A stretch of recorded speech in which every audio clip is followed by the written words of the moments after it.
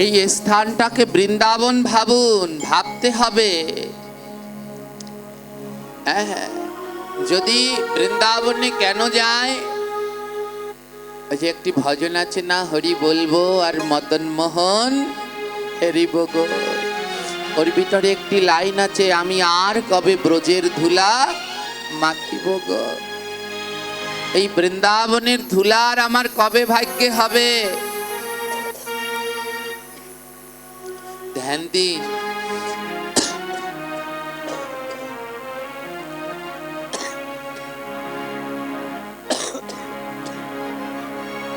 Passport visa করে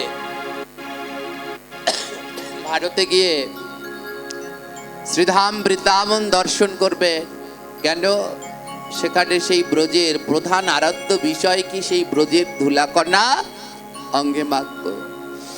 গ্রহন্ত সিদ্ধান্ত নিলেন, ওই বৃন্দাবনে গিয়ে ব্রজের ধুলোকণা মাখলে যেই ফল লাভ করা যায়, আর এই ভাগবত পাঠ নাম কীর্তনে সাধুগুরু বৈষ্ণবের চরণ ধুলা গ্রহণ করলেও সেই একই পুণ্য লাভ হয়ে যায়। দুটোর মধ্যে কোনো পার্থক্য নেই। বৃন্দাবনের চরণের ধুলা, ব্রজের ধুলা, আর এই সাধুগুরু বৈষ্ণবের চরণের ধুলার মধ্যে পার্থক্য নেই, একই ফল লাভ করা যায়। কিন্তু কখন হবে জানেন? যদি মনের মধ্যে বিশ্বাস থাকে। বিশ্বাস না থাকলে কোনোদিনই হবে না। বিশ্বাসটা থাকতে হবে যে ওই ব্রজের ধুলা আর এই ধুলার মধ্যে পার্থক্য নেই। একে কোনো সাধারণ মন্দির ভাববেন না। এখানে সাক্ষাৎ ভগবান বাস করেন। এই ভগবান যেখানে বাস করেন, সেখানে কি অপবিত্র অবস্থায় যাওয়া যায় কি? জোরে বলবেন, যাওয়া যায় না। আমাদের পার্শ্ববর্তী ইসলাম ধর্মে দেখবেন, তারা যখন মসজিদে যায়, মসজিদের ভিতরে কেউ পান নিয়ে, মুখে পান নিয়ে যায় কি? তারা সমস্ত মুখের পান ফেলে অজু করে কি করে যায়? অজু করে হয়ে তাদের ধর্মে যেমন নিয়ম, পাক পবিত্র হয়ে তারপরে তারা মসজিদে প্রবেশ করে। ঠিক তদ্রূপ আমাদের ধর্মেও একই বিধান। তাদের ধর্মে যেটাকে বলে অজু, আর আমাদের ধর্মে তাকে বলে আসমন। কি বলে? মন্দিরে প্রবেশ করতে হলে কোনো সময় ওসব মন্দিরের মধ্যে নিয়ে নয় মা, আসমন করে পূত পবিত্র অবস্থায় ভগবানের মন্দিরে প্রবেশ করতে হয়। ধ্যান রাখবেন যে ওখানে গেলে আমি আমার প্রভুর কৃপা পাবই, ওখানে গেলে আমার গোবিন্দ দর্শন হবেই। এই বিশ্বাসটা মনের মধ্যে রাখুন। আজ হোক কাল হোক কৃপা পাওয়া যাবে। হ্যাঁ, আমাদের শাস্ত্রে ভক্তি জীবন পালন করতে হলে বেশ কিছু জিনিস ত্যাগ করতে হয়। তার মধ্যে একটা হলো নেশা জাতীয় দ্রব্য। ভগবানের মন্দিরে কোনো সময় কোনো নেশা জাতীয় দ্রব্য খেতে নেই। বাইরে বসে যা করুন আমি দেখব না, কিন্তু মন্দিরের ভিতরে বসে কোনো নেশা জাতীয় দ্রব্য গ্রহণ করতে নেই। এই নেশা জাতীয় দ্রব্য চুন, সুপারি, খয়ের, জর্দা, বিড়ি, সিগারেট, আরেকটা বলবো, আরেকটা হলো চা। বলতে তো হবেই। এগুলো কোনো সময় মন্দিরের মধ্যে বসে খেতে নেই। কেন জানেন? যদি না বলি, এগুলো যদি না বলি, তাহলে আমিও গিয়ে ভগবানের কাছে ক্ষমা পাবো না। আমাকেও ভগবান গুনে গুনে এই বিধান দিয়ে শাস্তি দেবে যে তোমার সম্মুখে বলে বসে এই কর্ম করা হলো, কিন্তু তুমি তো কিছু বলে আসলে না। আমিও মধুর মধুর কথা বলে চলে যেতে পারি, কিন্তু এই জগৎ জীবকে যদি না কিছু শিখানো হয়, তাহলে এই মধুর কথায় কোনো কাজ হবে না। মধুর কথা রসগোল্লার মতো। আর সত্য কথা সবসময় নিম পাতার মতো তিতো। সত্য কথাগুলো কেমন লাগে? নিম পাতার মতো তিতো লাগে। আর মধুর মধুর কথা এগুলো রসগোল্লার মতো মিষ্টি লাগে। রসগোল্লা কি বেশি খাওয়া ভালো? জোরে বলবে। যত বেশি খাবেন তত স্বাস্থ্যের জন্য ক্ষতি। আর নিম পাতা খেলে কোনো ক্ষতি আছে? সত্য কথা নিম পাতার মতো উপকারী, যদি খেয়ে হজম করতে পারেন ক্ষতি নেই। আর ওই মিষ্টি কথা দু তিনটা গান গেয়ে মন ভোলালাম, কান্নাকাটি করলেন, রসগোল্লার মতো মিষ্টি লাগবে, কিন্তু বেশি খেলে ডায়াবেটিস হয়ে যাবে। হ্যাঁ, তাই বেশ কিছু জিনিসের দিকে খুব সাবধান, সতর্ক থাকুন। এই ভগবানের কথা শ্রবণ করতে সবার আগে যেই স্থানটা প্রস্তুত করা দরকার তার নাম ব্যাস আসন। এটাই যদি উপযুক্ত না থাকে তাহলে যে হরি কথায় কোনো কাজ হয় না। তাই ধ্যান দিন ভগবানের এই কথায়। যেখানটায় আমরা ছিলাম, এই পৃথিবীর মানুষকে যে শান্তি দিতে পারে, পৃথিবীর মানুষ শান্তির মূল কারণ হলো কি? টাকা পয়সা। বলে এই মানুষকে যে শান্তি দিতে পারে সে হলো ওই চিন্তামণি পাথর। স্বর্গে যে শান্তি দিতে পারে সে হলো সেই কল্প বৃক্ষ। আর দেখুন, মানুষ বললাম, আর এ জগতে কৃষ্ণ ভক্তদের শান্তি দিতে পারে এই মধুর নাম, হরিকথা, সাধু সঙ্গ। এটা কৃষ্ণ ভক্তদের শান্তি দিতে পারে। আর বৈকুণ্ঠ যোগী দুর্লভ, মুনি ঋষি যোগীগণ যে বৈকুণ্ঠে যাওয়ার জন্য বেকুল, সেই বৈকুণ্ঠ কিভাবে লাভ করা যায়? বলে প্রযোজ্যতি গুরু প্রীত।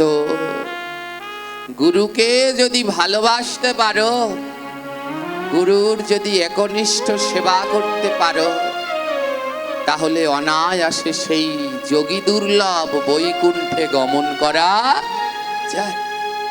বলে মন যেন কোনোদিন শ্রীগুরুর চরণ থেকে না টলে, সদা সর্বদা যেন ওই চরণে রতিমতি বিশ্বাস থাকে। গোবিন্দকে পাওয়ার জন্য দুটি রাস্তা রয়েছে, একটি হলো গুরু, আরেকটি হলো বৈষ্ণব। এই দুটি রাস্তা ধরে যদি সামনের দিকে আগান, গুরু এবং বৈষ্ণব এই দুটি রাস্তা ধরে যেই সামনের দিকে আগাবেন, দেখবেন দুটি রাস্তা এক জায়গায় মিলে গেছে, আর সেইখানে দাঁড়িয়ে আছে সাক্ষাৎ মহাপ্রভু।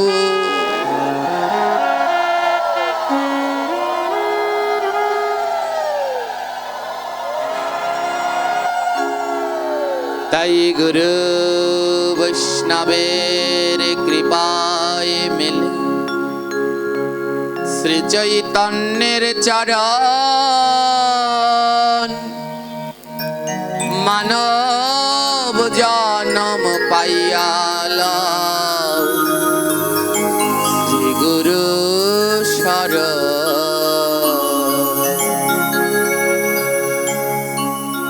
বলে চৈতন্য চরণ যদি পেতে চাও, তাহলে গুরু এবং বৈষ্ণবের শরণ নাও। ওই গুরু বৈষ্ণবের কৃপায় চৈতন্যের কৃপা মেলে। গুরু বৈষ্ণবের কৃপা না হলে কোনোদিন মহাপ্রভুকে পাওয়া যায় না। ধ্যান দিন, এক ভক্ত চরিত্র, নাম তার দীননাথ। বড় অনাথ এই ভক্ত। শ্রী গুরুদেবের কাছ থেকে দীক্ষা নিলেন। গুরুদেব বললেন, ভজন শিখিয়ে দিলেন, গুরুদেব অনুমতি দিলেন, আজ থেকে তোমার সেবা হলো নাম। আজ থেকে তোমার সেবা হলো নাম, অনাবরত নাম করে যাও। নাম করতে করতে একদিন তুমি ঠিক ভগবানকে লাভ করতে পারবে। গুরু দীক্ষা নিল। শিষ্য দীননাথ বলল, গুরুদেব একবার আমার আঙিনায় যাবে না? গুরুদেব বললেন, তুমি যেদিন উপযুক্ত হবে সেদিন বলতে হবে না, আমি আপনি তোমার কাছে চলে যাব। যাও, তুমি গৃহে গিয়ে এক মনে এক ধ্যানে প্রভুর নাম করতে থাকো। এ জগতে যত সদ্গুরু, তাদের কাজ কি? শিষ্যকে ভজন শিখানো, একনিষ্ঠ ভজন। জপ করো, একাদশী ব্রত পালন করো, নাম কীর্তনে সদা সর্বদা মেতে থাকো। যারা সদ্গুরু, তারা সদা সর্বদা তার শিষ্যকে শিখায় কোন পথে গেলে গোবিন্দকে পাওয়া যাবে। সেই পথকে চিনায়। অজ্ঞান তিমিরন্ধস্য জ্ঞানাঞ্জন শলাকয়া চক্ষুরুন্মিলিতম, যেন চক্ষুরুন্মিলিতম। আমার চোখটা বন্ধ ছিল, গুরুদেব এসে খুলে দিল। এই পথে যাও, এই পথে গেলে গৌর গোবিন্দের দর্শন পাবে। এই পথটা যিনি চিনিয়ে দেয় তিনি শ্রী গুরুদেব, তিনি শ্রী গুরুদেব। গুরুদেব বলল, যাও দীননাথ, গৃহে গিয়ে নিত্য গোবিন্দকে ভোগ দাও, প্রসাদ পাও, প্রতিদিন 16 মালা জপ করো, আর হাতে গৃহকাম করো, আর মুখে সদা সর্বদা নাম জপ করো। দীননাথ গুরুদেবের আদেশ ক্রমে হাতে ঘরের কাজ করে, আর মুখে সদা সর্বদা গোবিন্দের নাম করে। হরে কৃষ্ণ হরে কৃষ্ণ কৃষ্ণ কৃষ্ণ হরে হরে রাম হরে রাম রাম রাম হরে হরে কৃষ্ণ হরে কৃষ্ণ কৃষ্ণ কৃষ্ণ হরে হরে হরে রাম রাম রাম রাম হরে হরে হরে কৃষ্ণ হরে কৃষ্ণ কৃষ্ণ কৃষ্ণ হরে হরে হরে রাম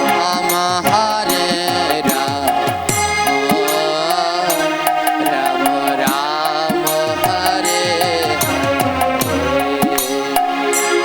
হরে কৃষ্ণ হরে কৃষ্ণ সবাই মিলে বদন ভরে কৃষ্ণ হরে হরে কারো মুখ বন্ধ নয়, সবাই। হরে রাম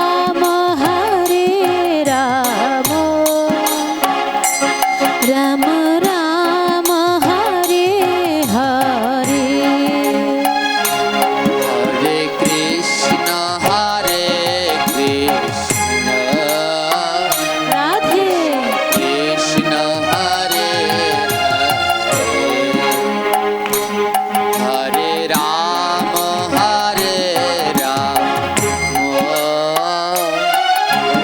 রাম হরে হরে কৃষ্ণ হরে কৃষ্ণ সবাই গাইবে। কৃষ্ণ এই নামই পারে ভগবানকে নামাতে। হরে রাম রাম রাম হরে হরে দুই নয়নের জল দিয়ে দীননাথ সারাদিন নাম করে যায়। প্রভু, আমার শ্রী গুরুদেব বলেছেন এই নাম করতে করতে নাকি তোমায় পাওয়া যায়।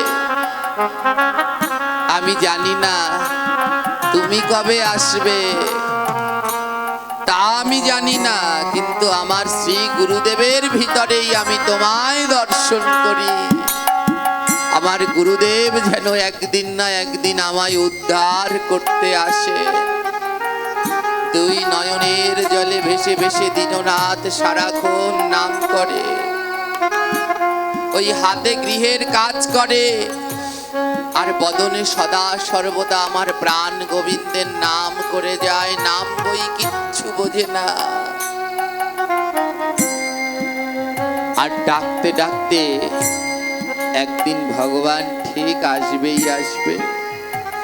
দীননাথের ঘরটা ছিল নদীর পাড়ে। এই ছাউনটা বারবার কেঁপে আসে, এটা একটু ঠিক করুন। দীননাথের ঘরটা ছিল নদীর পাড়ে। আজ নদীর তীরে বসে মনিটর সম্পূর্ণ রিভাবটা কমিয়ে দেন। নয়নের জল দিয়ে দীননাথ নাম করছেন। এমন সময় দীননাথ দেখলো একখানা নৌকা আসছে, আর ওই নৌকার ভিতরে কে যেন বসা।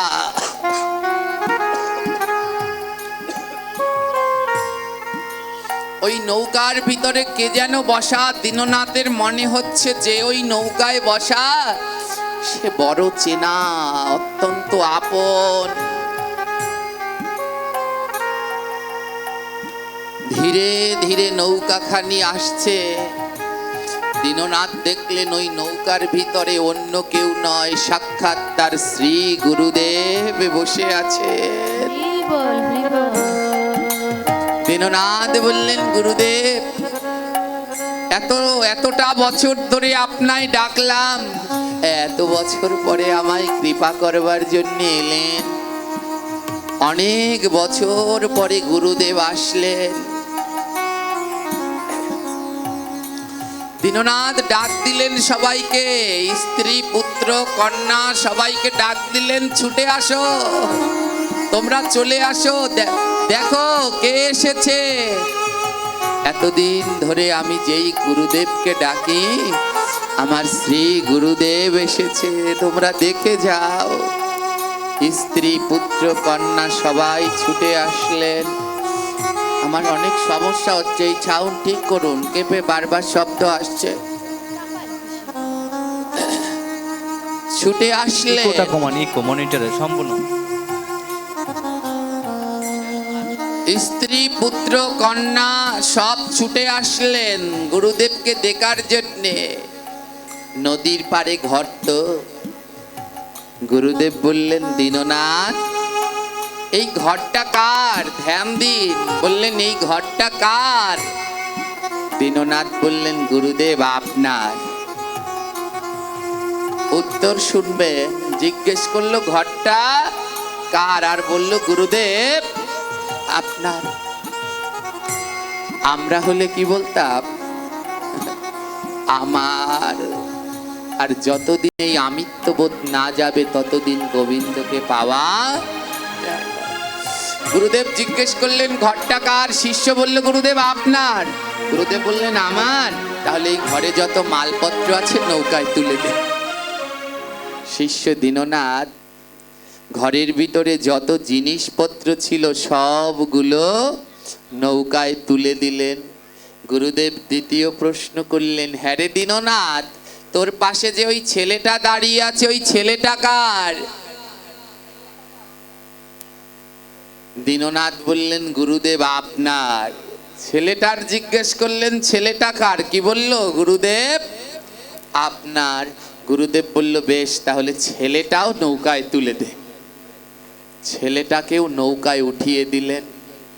দাঁড়িয়ে আছে কন্যা এবং স্ত্রী। গুরুদেব জিজ্ঞেস করলেন, দীননাথ, এই কন্যাটা কার? দীননাথ বললেন, গুরুদেব আপনার। ও, তা একেও নৌকায় তুলে দে।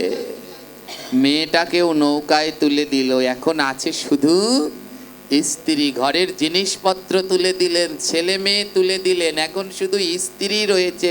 গুরুদেব জিজ্ঞেস করলো, দীননাথ, এ কি তোমাদের ঘরে রাধা গোবিন্দের সেবক? দীননাথ বললেন, হ্যাঁ প্রভু।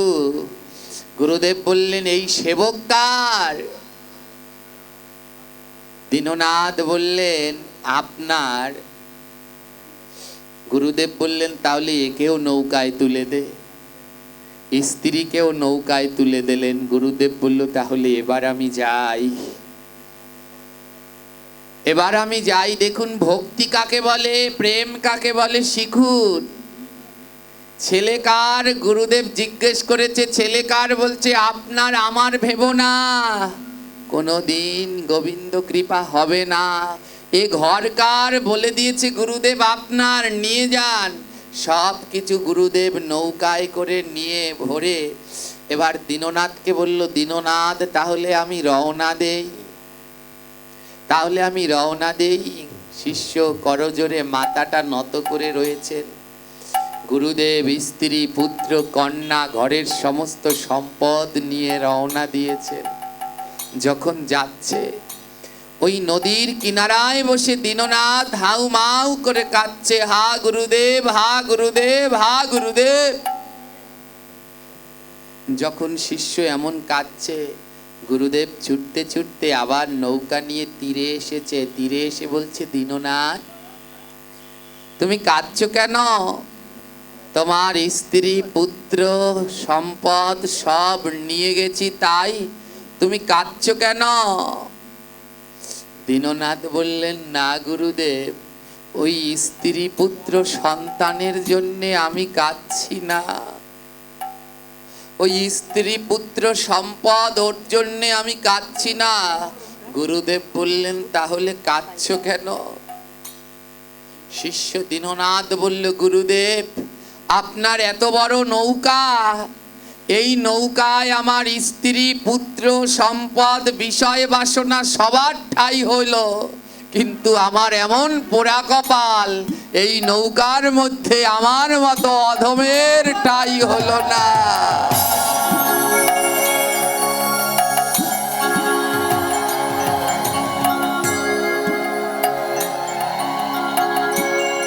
শিষ্য দীননাথ বলছে, গুরুদেব যাদের ওই নৌকায় ঠাঁই হওয়ার কথা ছিল না,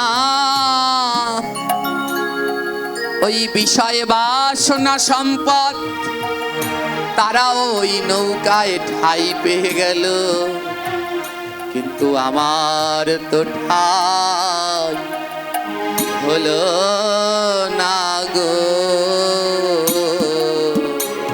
আমার তো ঠাঁই হলো না গো।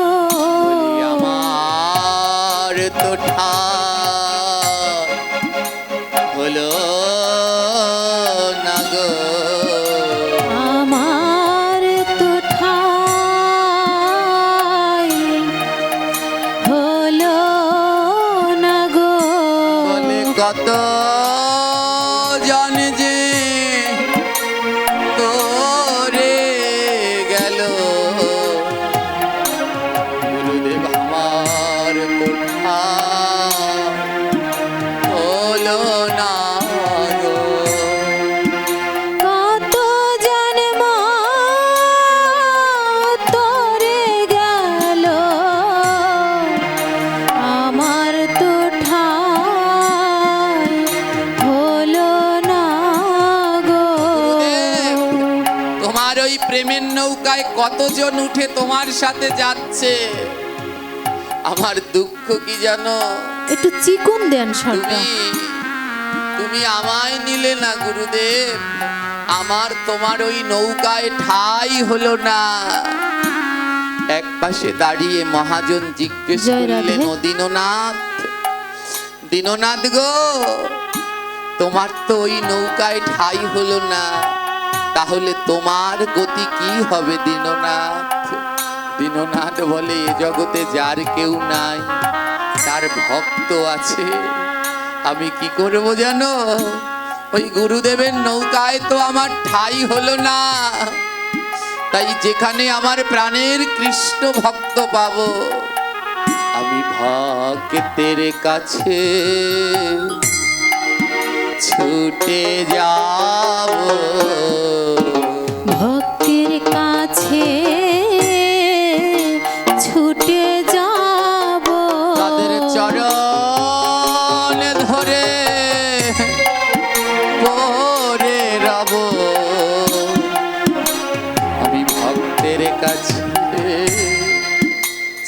ছুটে যাব চরণ ধরে পড়ে রব ভক্তের কাছে ছুটে যাব চরণ ধরে পরে রব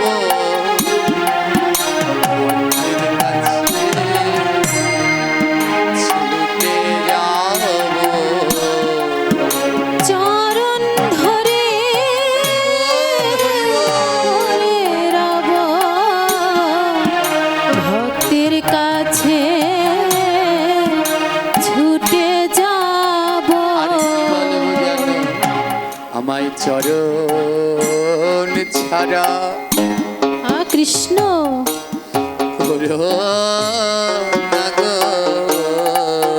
চরণ ছাড়া করো না গো ভক্তের কাছে বলে দেব আমায় চরণ ছাড়া করো না গো। ভক্তের কাছে পড়ে রব চরণ ছাড়া করো না গো গুরুদেবের নৌকায় তো আমার ঠাঁই হলো না, তাই যেইখানে ভক্ত পাবো সেখানে গিয়ে ভক্তের সঙ্গ করব। বৈষ্ণব কবি বলছে ও দীননাথ যদি ভক্ত তাড়িয়ে দেয়, বলে গুরু তো একজন, হৃদয়ের মধ্যে একজনকে তো গুরু মানা যায়, তাই এক গুরু তাড়িয়ে দিলে অন্য গুরুর কাছে তো আর যেতে পারবো না। কিন্তু এক ভক্ত যদি চরণে লাথি মেরে ঠেলে দেয়, তবে আরেক ভক্তের চরণে করব। আরেক ভক্তের চরণে রব আমি চরণ ধরে রইব পরে, আমি আর ভক্তের চরণে করব। চরণ ধরে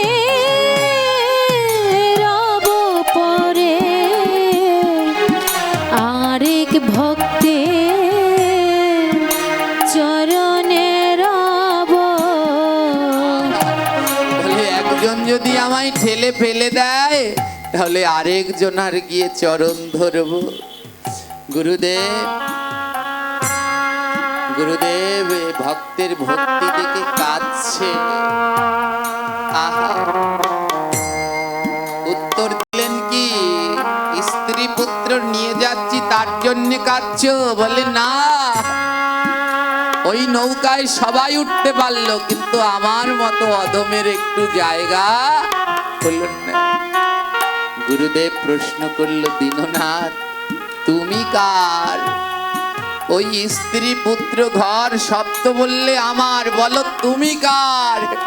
দীননাথ বললেন, গুরুদেব আমি এ জন্মে নয়, জন্মে জন্মে তোমার চরণের দাস।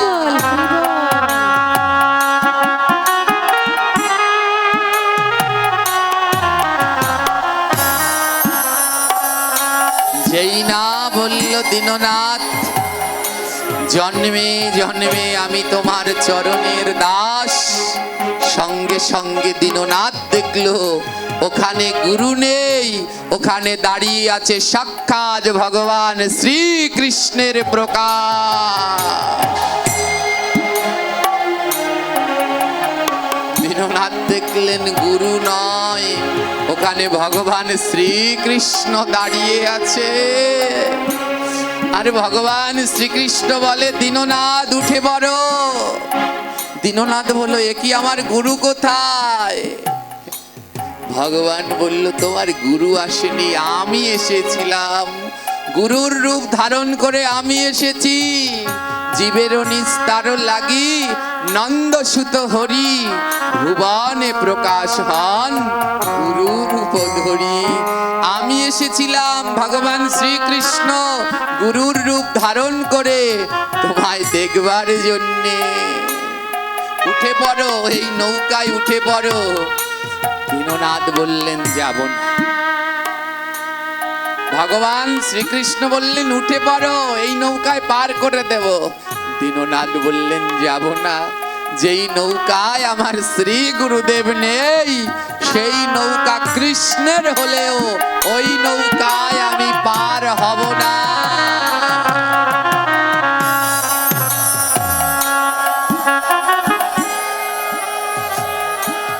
এর নাম ভক্তি মা, এর নাম প্রেম।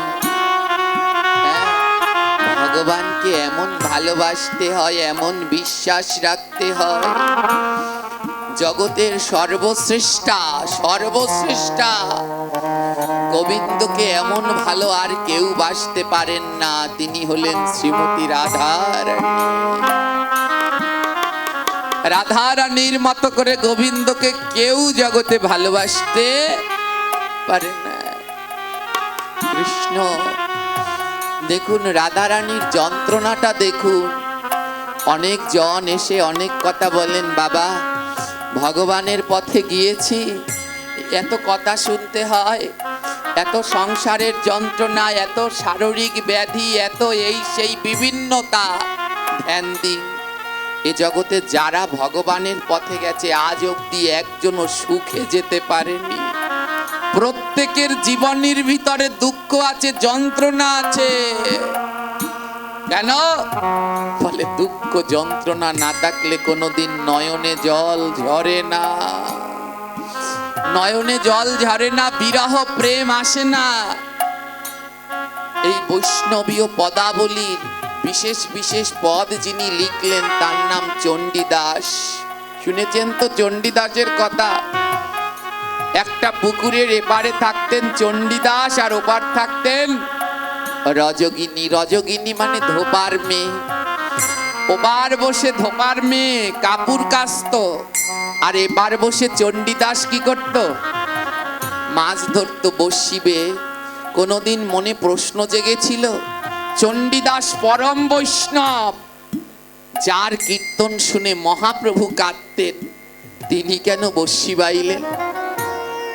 কোনোদিন মনে এই প্রশ্ন জেগেছে? মা, উনি তো বৈষ্ণব, উনি বড়শি বেয়ে কি করবেন? উনি মাছ ধরে কি করবেন? 1 বছর 2 বছর বড়শি বাইনি। কত বছর বড়শি বেয়েছিল? 12 বছর ধরে চণ্ডীদাস বড়শি বাইলেন। 12 বছর ওই বড়শিটা ঘাটের এপারে ফেলে তাকিয়ে রয়েছে রজগিনীর দিকে। আর ওই রজগিনী 12 বছর একটা কাপড় কাচতো, অন্য কাপড় নয়, একটা কাপড়ই কাচতো। ওই কাপড়টা কাচতে কাচতে সুতো বের হয়ে গেছে, তাও ওই কাপড় কাচ্ছে। বলুন, 12 বছর কেউ একই কাপড় কাচে? আর 12 বছর ধরে বড়শি বাইছে বৈষ্ণব হয়ে। কেন জানেন?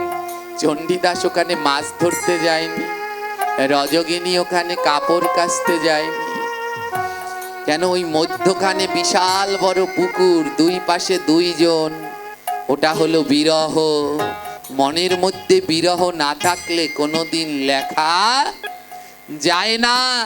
যার মনের মধ্যে যেই বেদনা আছে সেই ওই বেদনার কথা বুঝতে পারে। অন্যজন ওই রাধারানীকে কৃষ্ণ হারিয়ে রাধারানীর যে বিরহ সেটা বোঝার জন্য চণ্ডীদাস 12 বছর শুধু রজগিনীকে দেখেছেন, আর সেই অনুভব করে সেই কৃষ্ণ বিরহের কথা, রাধা বিরহের কথা পদে লিখেছেন। 12 বছর পরে রজগিনী জিজ্ঞেস করলেন, কি গো ঠাকুর, বড়শি বাইছো, কিছু পেলে? চণ্ডীদাস উত্তর দিল, 12 বছর পরে আজ প্রথমে একটু ঠোঁট খুলল।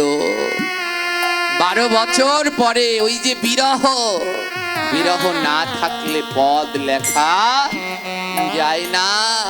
তদ্রূপ যার ভিতরে যত বিরহ রয়েছে, প্রেম রয়েছে, সে তত ভগবানকে অতি নিকটে লাভ করতে পারবে। কেউ যদি দেখেন কৃষ্ণ ভজন করছেন, তার কোনো বাধা নেই, কোনো নিন্দুক নেই, বাধা দেওয়ার কেউ নেই, তাহলে সে কোনো দিন কৃষ্ণ পাবেন না। আর যার কৃষ্ণ ভজনে যত বাধা, যত কলঙ্ক, সে তত কৃষ্ণের কাছে আগাবেন, সে তত কৃষ্ণের কাছে আগাবে না। আজ আমার কোনো একজন মা কোনো একটা কথায় মনে কষ্ট পেয়ে তার দুই নয়নে জল ঝরছে, আমি তাকে বলছি এটাই হলো কৃষ্ণ পাওয়ার লক্ষণ গো মা। যদি তোমার নামে ওটা কেউ না বলতো না, তুমি কৃষ্ণ বলে নয়নের জল ফেলতে না। তাই এ জগতে যত কষ্ট পাবেন আমার রাধা রানী, তাকে কলঙ্কিনীর অপবাদ সইতে হলো। যিনি কুলকলঙ্কিনী অপবাদ সইতে হলো, বলে কেন? বলে ওই যন্ত্রণাটা না পেলে তো কৃষ্ণ নামে নয়নের জল ঝরবে না। আর যদি কৃষ্ণ নামে নয়নের জল না ঝরে, তাহলে কোনোদিন আমার কৃষ্ণ আসবে না।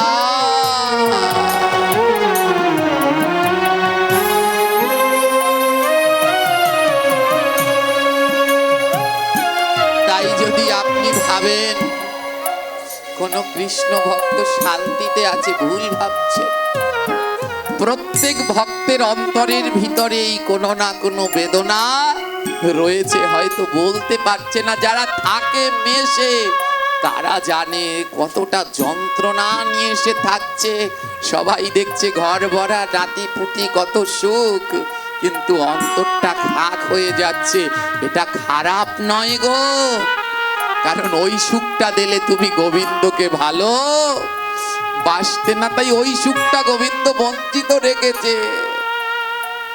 বলে যখন ওরা দুঃখ দেবে তখন অন্য কারো কাছে যাবে না, গোবিন্দ বলে তখন আমার কাছে আসবে। আর আমি তো চাই ভক্ত তুমি বারবার আমার কাছে আসো। রাধারানীকে কত দুঃখ দিলেন, তাও রাধারানী কৃষ্ণ ছাড়েনি। আজ যমুনার তীরে বসে শ্রীমতী আমার গোবিন্দের ছবি আঁকছেন। ওই যমুনার বালুর ভিতরে গোবিন্দের চিত্র অঙ্কন করছেন। ললিতা বিশাখা দেখছে, আহা আহা ধন্যা পুণ্যা রাধে, কত গুণে গুণান্বিতা গোবিন্দের চিত্র অঙ্কন করছে, যেন সাক্ষাৎ কৃষ্ণ। গোবিন্দের চোখ দিলেন, বদন দিলেন, হাত দিলেন, বাঁশি দিলেন, সব দিলেন, সবটা আঁকলেন, কিন্তু শুধু চরণ দুটো আঁকলেন না। ললিতা বললেন, হ্যাঁ রে রাধে, যেই কৃষ্ণের চরণ পাওয়ার জন্য সারা ব্রহ্মাণ্ড কাঁদে, তুই কৃষ্ণের চরণ দুটোই আঁকলি না, সব আঁকলি, চরণ দুটো আঁকলি না। রাধারানী বলে, এই কৃষ্ণকে বড় ভয় পাই রে ললিতা, বড় ভয় পাই। আমার মা যশোদার কৃষ্ণ তার চরণ ছিল, আর সে চরণ দিয়ে হেঁটে হেঁটে আমায় ফাঁকি দিয়ে চলে গেল মথুরায়। ওই যে গেল, আর আসলো না। আমি মনের মাধুরী মিশিয়ে এই যমুনার বালুকায় কৃষ্ণ এঁকেছি। যদি এর চরণ দুটো এঁকে দেই, যদি এই কৃষ্ণ চরণ পেয়ে আমায় ছেড়ে চলে যায়, ললিতা, তখন আমার কি গতি হবে বল?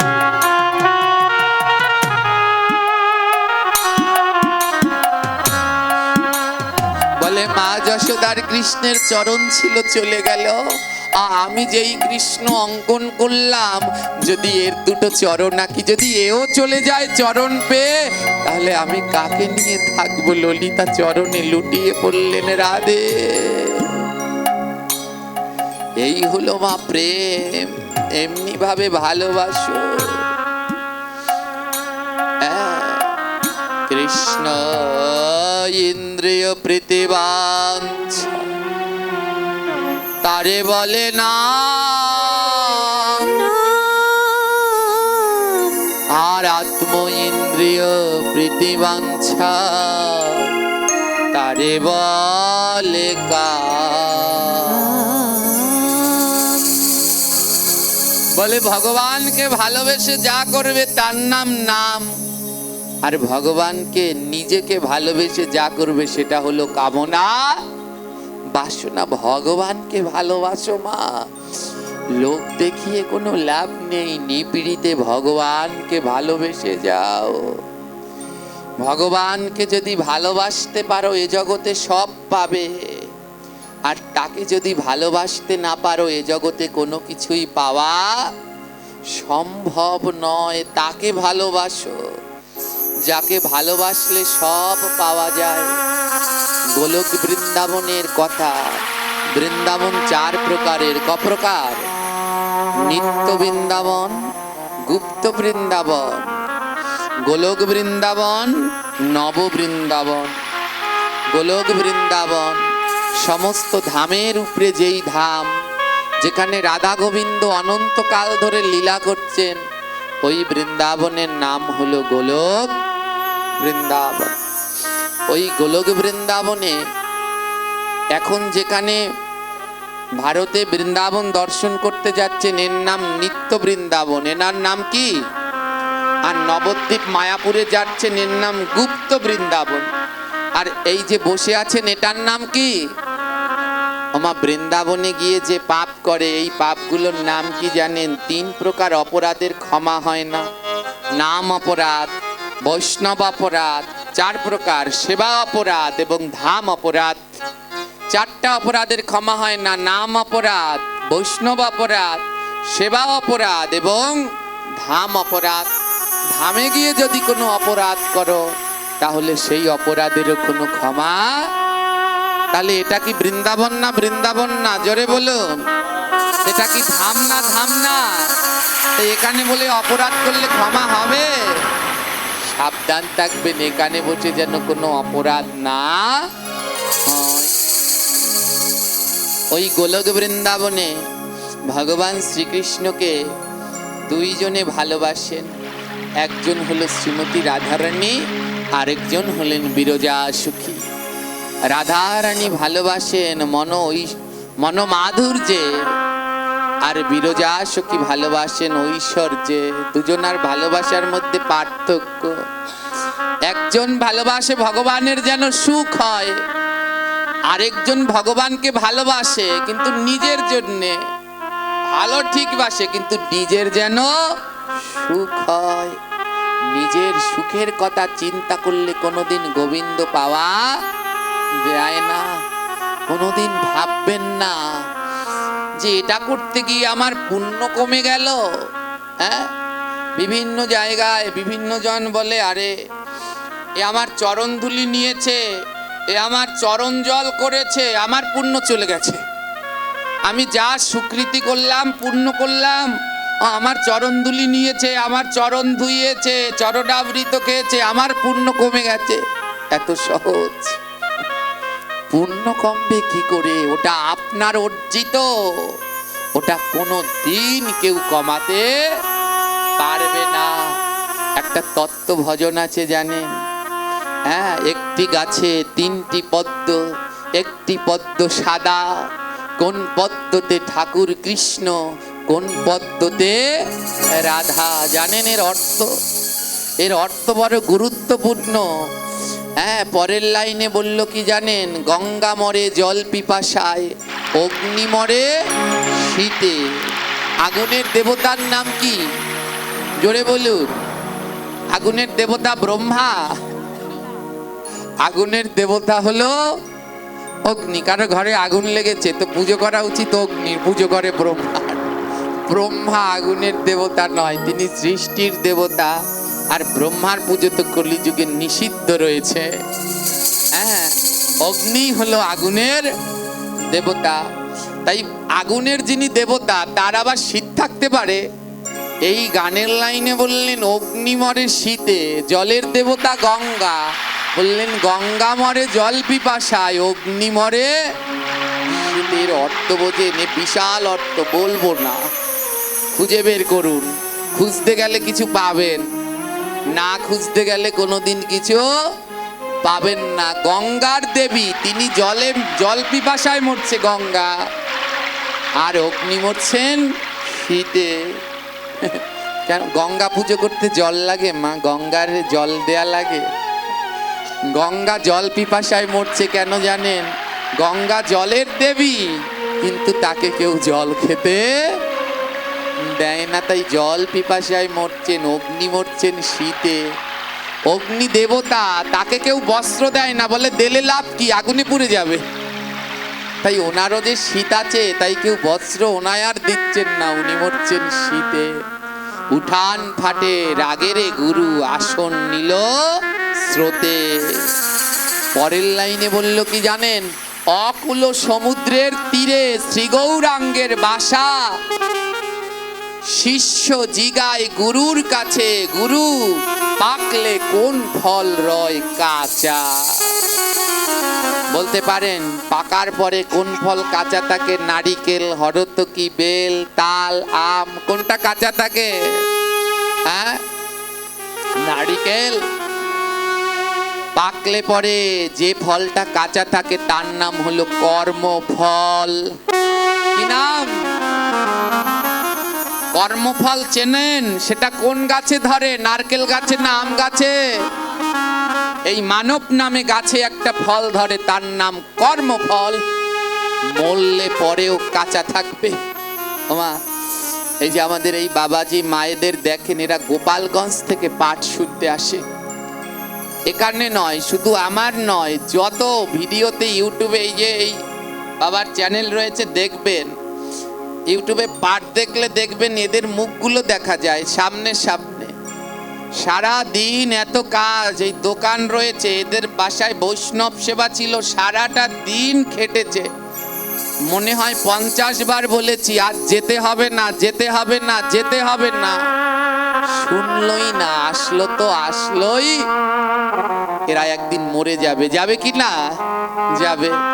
মরলে পরে আর কেউ কিছু বলুক আর না বলুক, একটা কথা বলবে, যেইখানে ভাগবত পাঠ হতো এদের কোনো কিছু আটকাতে পারেনি, ছুটে যেত।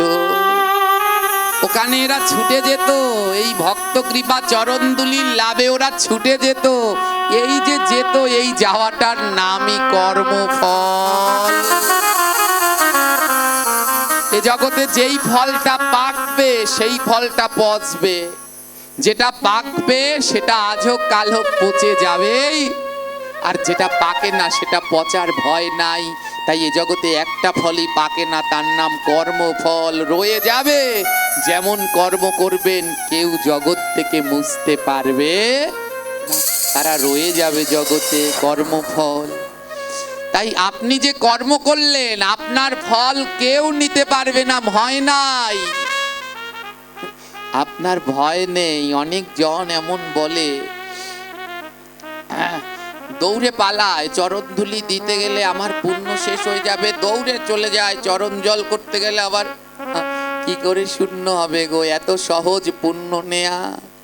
ওটা আমার, ওটা আমি গোবিন্দকে ডেকে অর্জন করেছি, ওটা আমার স্বীকৃতি, ওটা আমার গোবিন্দকে ভালোবাসার স্বীকৃতি, ওটা ওটা আমার বস্তু, ওখানে আমারও নয়, ওটা আমার ভগবানকে ভালোবাসা। ওটা কে নিতে পারবেন? ওটা প্রভুর জন্য রয়েছে। তাই রাধারানী ভগবানকে ভালোবাসতেন যাতে ভগবান ভালো থাকে।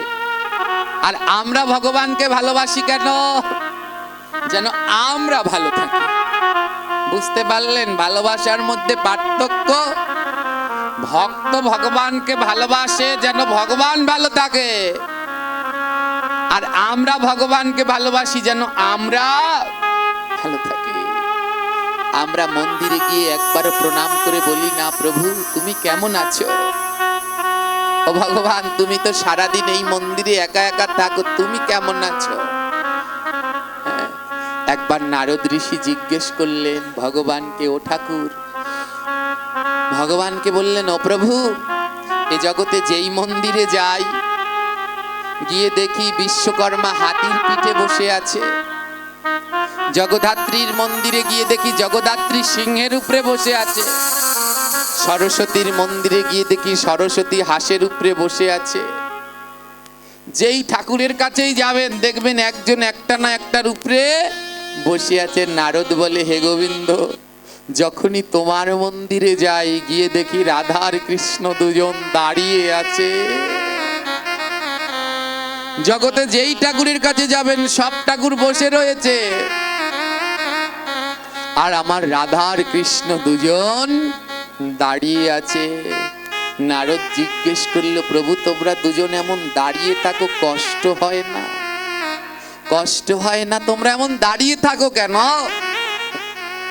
ভগবান বললেন, এ জগতে যখন ভক্ত আসে, মা ভাগবত পাঠ যখন হয়, যখন পাঠক আসেন, তখন বসতে নাই, তখন কি করতে হয়? দাঁড়িয়ে পড়তে হয়, দাঁড়িয়ে পড়ে সম্মান দিতে হয়।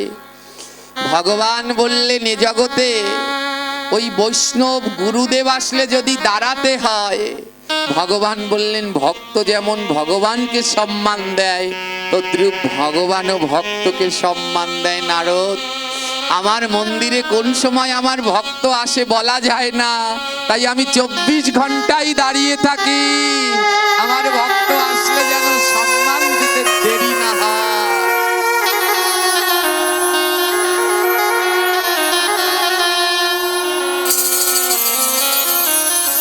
সেই ভগবানকে ভালোবাসা হলোটা, যেই ভগবান আমাদের এত ভালোবাসে, তাকে ভালোবাসতে পারলাম না। মন্দিরে মাথাটা নত করেই বলি, ঠাকুর মাজা ব্যথা কমাও, ঠাকুর এই অসুখ কমাও, ঠাকুর এই ছেলের চাকরি দাও, মেয়ের বিয়ে দাও। আরে ওটা নয়, আগে গিয়ে বলো, প্রভু তুমি কেমন আছো? ও ভগবান তুমি কেমন আছো? যেদিনকে সমস্ত কিছু ত্যাগ করে বলতে পারবে প্রভু তুমি কেমন আছো, সেদিন তোমার ভজন সার্থক। আজ রাধারানী গোবিন্দকে ভালোবাসেন, যাতে তার গোবিন্দ ভালো থাকে, আর বিরজা গোবিন্দকে ভালোবাসেন, যাতে তার বিরজা যাতে সে ভালো থাকে। অনেক জনকে দেখেছি মা, কয়েকটা আমার জীবনে কয়েকটা মানুষ রয়েছে জানেন, তারা নিজেরা খেলে যতটা না খুশি হয়, যদি আমি খাবার খাই তাহলে তারা তার থেকে 100 গুণ খুশি হয়, 100 নয় 1000 গুণ। সারাদিন পিছনে ঘুরঘুর করে। আর ছোটবেলা থেকে এক বদ অভ্যাস, আমি কোনো সময় কোনো কিছু খেতে চাই না, খাওয়া নিয়ে বড় তালবাহানা। তো কয়েকজন আছে মাঝে মাঝে তাদেরকে দেখেই খেতে, তাদের ওই ভক্তিটা দেখেই প্রাণ ভরে যায়, সব সময় ছুটতে থাকে, নিজেদের চিন্তা নেই। এমনি ভাবে যারা নিজের চিন্তা না করে ভগবানকে সেবা দিলে খুশি হয়, তার নাম হলো ভালোবাসা। আর যারা নিজেকে ভালো রাখার জন্য ভগবানকে ভালোবাসে, তার নাম হলো সর্বনাশা। হ্যাঁ, যারা গোবিন্দকে ভালো রাখার জন্য ভগবানের সেবা দেয়, তার নাম ভালো। আর যারা নিজেকে ভালো রাখার জন্য ভগবানের সেবা দেয়, ওটার নাম সর্বনাশা। তাই গোবিন্দের সাথে ভালোবাসুন। শ্রীমতী রাধারানী কি করলেন জানেন? আজ এত কলঙ্ক তার, প্রাণবধূ শ্রীকৃষ্ণ আমার একদিন নিধু মন্দিরে শ্রীমতীর শনি কত উপকথন করে আমার মধুর বৃন্দাবন। মধুর বৃন্দাবনে। ও রাধে, তোমায় তো কতজন কত কিছু বলে, কত কষ্ট দেয়, তোমার কি কষ্ট হয় না? রাধারানী আমার বললেন, কানাই আমার কষ্ট হয়, তোমায় যদি কেউ কষ্ট দেয়, তোমার যদি কষ্ট লাগে তাহলে তাতে আমার কষ্ট হয়, আমায় কেউ কষ্ট দিলে আমার কষ্ট লাগে না। ভগবান শ্রীকৃষ্ণ বললেন, তাহলে আমার কাছে একটা বর চাও। রাধারানীকে বললেন, আমার কাছে তুমি একটা কিছু চাও, আর যা চাইবে তাই দেব। রাধারানী বলে, আমার কিচ্ছু লাগবে না। গোবিন্দ বলে, নেও না, একটা কিছু চাও। রাধারানী বলে, বেশ তাহলে হে প্রাণবধূ, একটা রাত্র তোমার চরণ সেবা করার সুযোগ দাও। কেমন ভক্তি দেখুন, যিনি জগতের সব থেকে দানি ধনী, সেই গোবিন্দ বলল চাও। আমাদের যদি বলতো আমরা সব ওই বৈকুণ্ঠ গোলক যেখানের যদ্দূর চেয়ে নিতাম, আর রাধারানী বললেন একটা রাত্রের জন্য, বেশি লাগবে না, একটা রাত্রের জন্য তোমার চরণের কাছে থেকে একটু চরণ সেবা করার সুযোগ দাও গো। গোবিন্দ কাঁদছেন, ধন্য রাধে, ধন্য তোমার ভক্তি। বেশ, আসবো কবে? কাল আসছে, কাল তোমার কুঞ্জে আমি আসবো। তাই আজ রাধারানীর মনে বড় আনন্দ, আমার প্রাণ বধূ আজ আসবে। কুঞ্জ কি মা? ফুল দিয়ে যে ঘর সাজানো হয় তাকে বলা হয় কুঞ্জ। চিন্তা করুন, যারা ফুল দিয়ে মালা গাঁথেন, কতজন মালা নিয়ে আসে, এই মালা পড়তেও একটা কষ্ট। বিভিন্ন পাটে দেখবেন আমার গলা এই পর্যন্ত ভরে গেছে মালায়, এই পর্যন্ত উঁচু হয়ে গেছে, কিন্তু তাও মালাগুলো পড়ি। কেন জানেন? যিনি ওই মালাটা গাঁথছেন এখন তো কিনে আনছেন, এই কিনে আনা মালায় কোনো মূল্য নেই, এতে কোনো স্বাদ নেই, এ বৃথা। মালাটা তখনই সার্থক যদি নিজের হাতে মনোমাধুর্য দিয়ে গাঁথতে পারেন, আর গেতে যদি প্রাণ প্রিয়কে পরাতে পারেন, তাহলে সেটা পূর্ণ ধন্য। অনেকের বাড়িতে বড় বড় ঠাকুর ঘর আছে এবং সেবা দেওয়ার জন্য একজনকে রেখে দেয়, ও সেবা কোনো কাজের নয়। তখনই সেবাটা সার্থক যখন নিজের হাতে যা পারি ডাল সিদ্ধ অন্ন, ওটা হলো আসল। হ্যাঁ, ওই মালাগুলো শত কষ্ট হলেও আমি পড়ি। একবার আমলকি একাদশীতে আমলকির পাঠ করেছি, আমলকির মালা। হ্যাঁ, সেদিন আর কিছু সময় হলে আমার ঘাড় ভেঙে যেত। প্রায় 4.5 মণ আমলকির মালা পরিয়েছে। পরে মেপেছে যে ওখানে কতগুলো আমলকি, আর কিছু হলে আমার গলাটা ভেঙে যেত। তাও ধরে এতক্ষণ রেখেছি, টান দিয়ে ফেলিনি। যখন আর পারছি না তখন বলছে এগুলোকে নামাও। পরে মনে কৌতূহল জাগলো, এখানে কতগুলো আমলকি, মেপে দেখা হলো প্রায় 4.5 মণ আমলকি। হ্যাঁ, আমলকির মালা পরাতে এত কষ্ট হওয়ার পরেও কেন পড়ছি জানেন? উনি এত কষ্ট করে গাঁথলো, মালাটা যদি আমি না পরি ওনার মনে বড় কষ্ট লাগবে, যে উনি নিজের হাতে করে গেঁথেছেন। হ্যাঁ, আজ তাই সাধারণ একটা মালা গাঁথলে তাতে যদি ওই কষ্ট লাগে, আর কেউ যদি ফুল দিয়ে সারা ঘর সাজায়, আর যদি বলে আজ তোমার ঘরে আসবো, যদি না আসে, তার কষ্টটা আরো বেশি কি না? জোরে বলুন। একটা মালা গেঁথে দিলেন, ওটা না পড়লে তো কতটুকু কষ্ট। আর একটা ফুল দিয়ে এই মন্দিরটা সাজিয়ে দিল, সব মন্দির সাজিয়ে দিল। আজ আমি এই মন্দিরে আসবো, তাই ফুল দিয়ে সাজানো হলো। এবার আমি যদি না আসলাম, আরো বেশি কষ্ট কি না? আরো অনেক কষ্ট। কুঞ্জ, ফুল দিয়ে সাজানো ঘর। ভগবান শ্রীকৃষ্ণ রাধারানীকে বললেন, রাধে যাও কুঞ্জ সাজাও, আমি কাল রাত্রবেলায় তোমার কাছে থাকবো, আসছে নিশীতে আসবো। তাই আজ রাধারানী সখীদেরকে ডেকে বলছেন, সখী এ সুন্দর নিয়ে সুন্দর একটি ভজনও আছে, তোমরা কুঞ্জ সাজাও গো, আজ আমার প্রাণনাথ আসিতে পারে।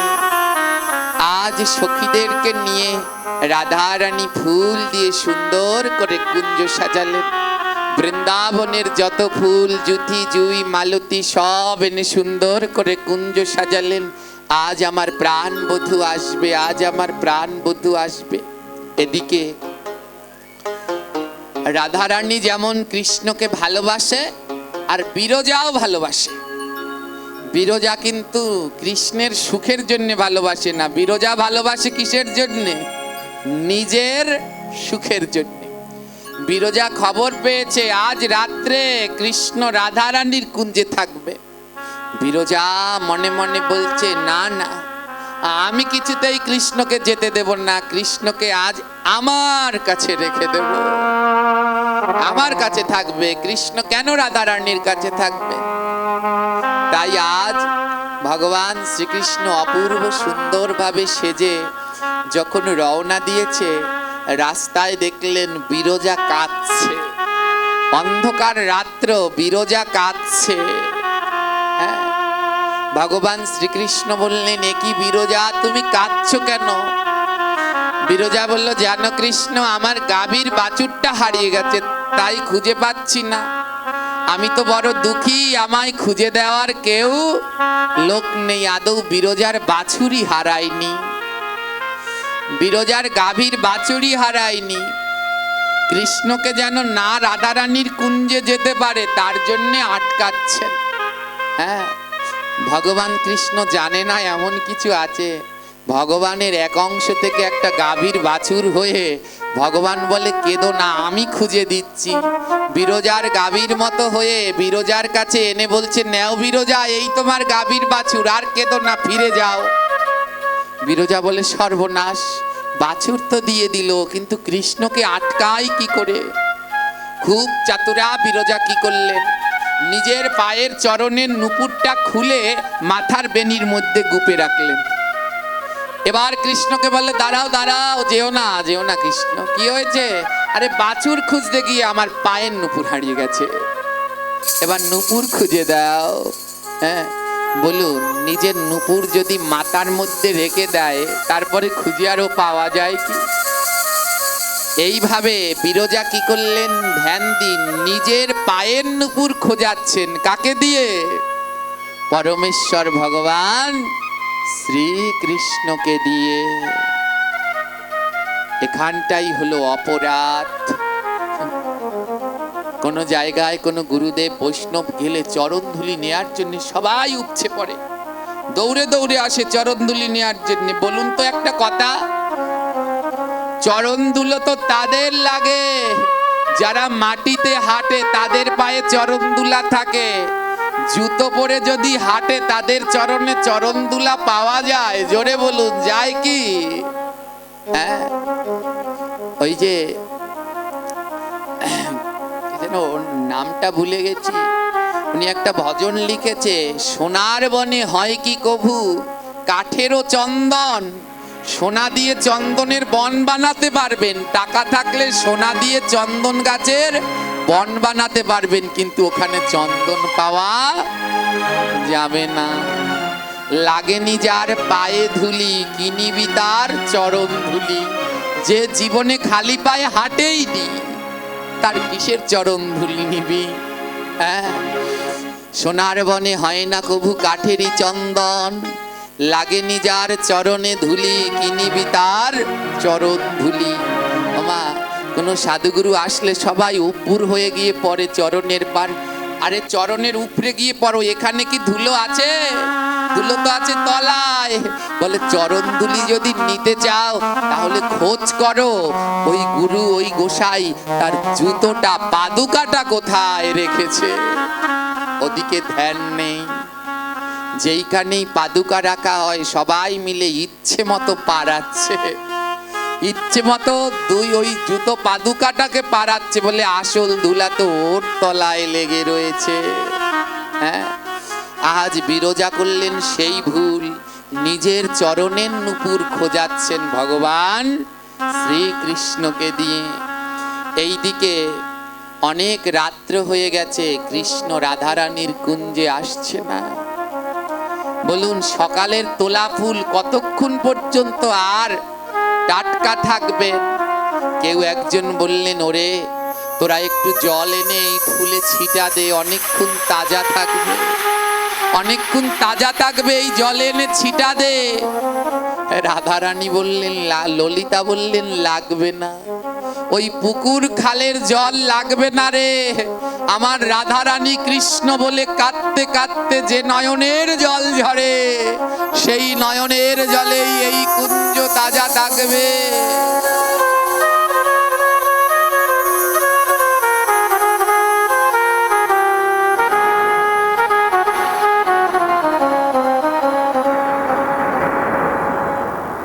নয়নের জলে রাধারানী কুঞ্জের ফুল সতেজ রাখলেন, ঢলে যেতে দিলেন না। গভীর রাত্র হয়ে গেল। বৃন্দা রাধাকৃষ্ণের খবর আদান প্রদান করেন যিনি, ইনি হলেন বৃন্দা। বৃন্দা খবর আনতে গেলেন, এত রাত্র হলো কৃষ্ণ আসছে না কেন। বৃন্দা খবর নিয়ে দেখলেন কৃষ্ণ বিরজার কুঞ্জে আটকা পড়েছে। ছুটতে ছুটতে বৃন্দা এসে রাধারানীকে বলছে, রাধা, তুই নয়নের জল দিয়ে যেই কুঞ্জের ফুল তাজা করে রেখেছিস, তোর সেই কৃষ্ণ ওই বিরজার নূপুর খুঁজছে, বৃন্দাবনের বনে বনে বিরজার নূপুর খুঁজছে। এই কথা শুনে রাধারানী রেগে গেলেন। ওমা, রাধারানী রাগলেন কেন জানেন? বলুন তো কেন রাগলেন? তার কাছে আসেনি বলে রেগে গেছেন?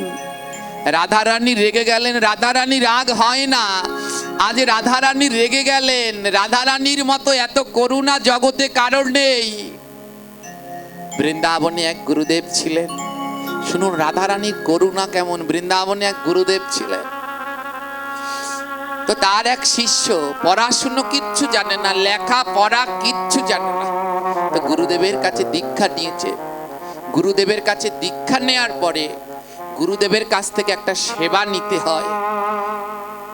প্রত্যেক শিষ্যকে গুরুদেবের কাছ থেকে একটা সেবা নিতে হয়, এর নাম হলো মঞ্জুরি স্বরূপ দীক্ষা। আর প্রত্যেক সদ্গুরু তার শিষ্যকে দীক্ষার পরে একটা সেবা দেয়, দায়িত্ব দেয়। কাউকে সেবা দেয় চন্দন, কাউকে তুলসী, কাউকে মাল্য, কাউকে আলতা, কাউকে বস্ত্র, কাউকে নাম। এক একজনাকে এক একটা গুরুদেব সেবা দেয়। এবং প্রত্যেক শিষ্যের উচিত গুরুদেব যেই সেবাটা দেয় চোখ বন্ধ করে ওইটা ভগবানকে দেয়া। এটাই হলো ভজনের মূল বিষয়বস্তু। যখন চোখ গুরুদেব সেবা দিল তুলসী, চোখটা বন্ধ করুন, একান্ত ভাবে ভাবুন আমার গুরুদেব ভগবানকে তুলসী দিতে বলেছে। চোখে ভেবে ভেবে ভগবানের চরণ আনুন, তারপরে মনের তুলসী গোবিন্দের চরণে দিন। যেদিন ওই গোবিন্দের চরণে এমন ভাবে তুলসী দিতে পারবেন, সেদিন এ জীবন পূর্ণ ধন্য সার্থক হয়ে যাবে।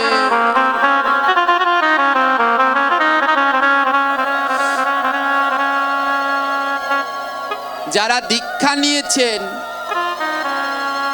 কিন্তু গুরুদেবের কাছ থেকে দীক্ষা নাম নেননি, দীক্ষা নিয়েছেন গুরুদেবের কাছ থেকে সেবা নেননি, তাহলে জেনে রাখবেন পূর্ণ ভজন হচ্ছে না। বলে যদি আমার গুরুদেব না থাকে তখন কোনো এক শিক্ষাগুরুর কাছ থেকে এইগুলো জেনে নিতে হয়। আরেকজনকে শিক্ষাগুরু বানিয়ে তার কাছ থেকে এই তত্ত্বগুলো জানতে হয়, না হলে কোনোদিন পূর্ণ ভজন হয় না। সেবা, বয়স, নাম, আকরা, আহার, এগুলো সব মঞ্জুরি, এগুলো জানতে হয়, না হলে শেষের দিনে কোনো গতি হবে না।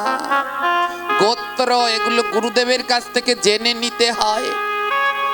হ্যাঁ, তো ওই বোকা শিষ্যটা পড়াশুনো জানে না। বোকা বললে ভুল হবে, পড়াশুনো জানে না, অক্ষর জ্ঞান নেই। প্রতিদিন গুরুদেবের কাছে যায়, গুরুদেব আমায় একটা সেবা দিন। গুরুদেব ফিরিয়ে দেয়, এখনো তোর সময় হয়নি। প্রতিদিন যায়। তো গুরুদেব একদিন একটু রসিকতা করছে। গুরুদেব জানে ও কোনো পড়াশুনো জানে না। তা গুরুদেব বলল, তোর এত সেবা নেয়ার শখ, যা আজ থেকে তোর সেবা হলো আমাকে সমস্ত শাস্ত্র গ্রন্থ পাঠ করে শোনাবি। সংস্কৃততে লেখা এই শাস্ত্র গ্রন্থগুলো প্রতিদিন আমায় পাঠ করে শোনাবি।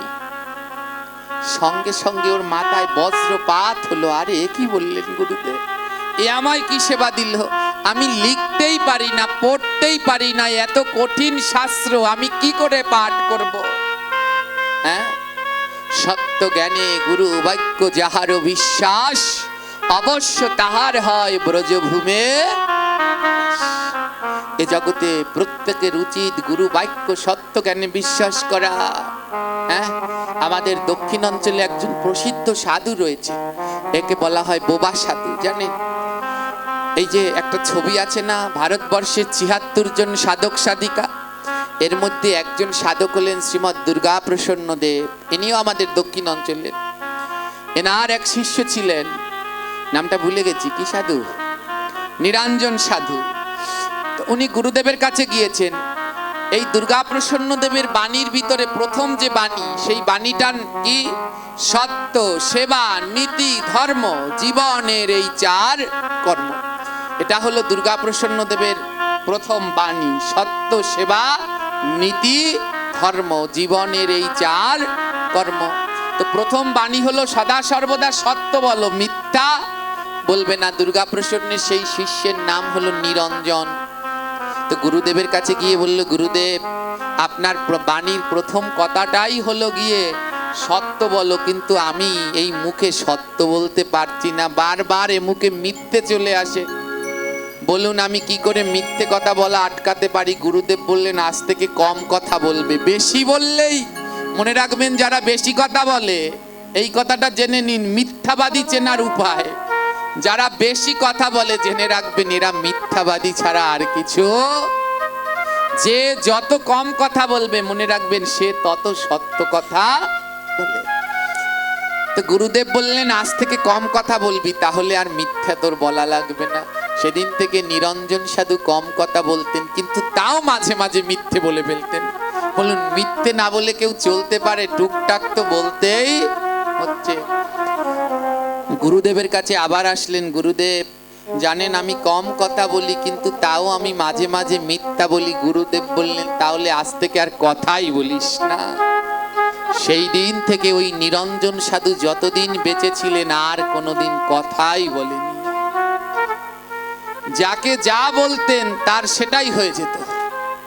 সত্য জ্ঞানে গুরু বাক্য যাহারও বিশ্বাস। গুরুদেব বলছে আজ থেকে আর কথাই বলিস না, আর কোনোদিন কথাই বললেন না তিনি।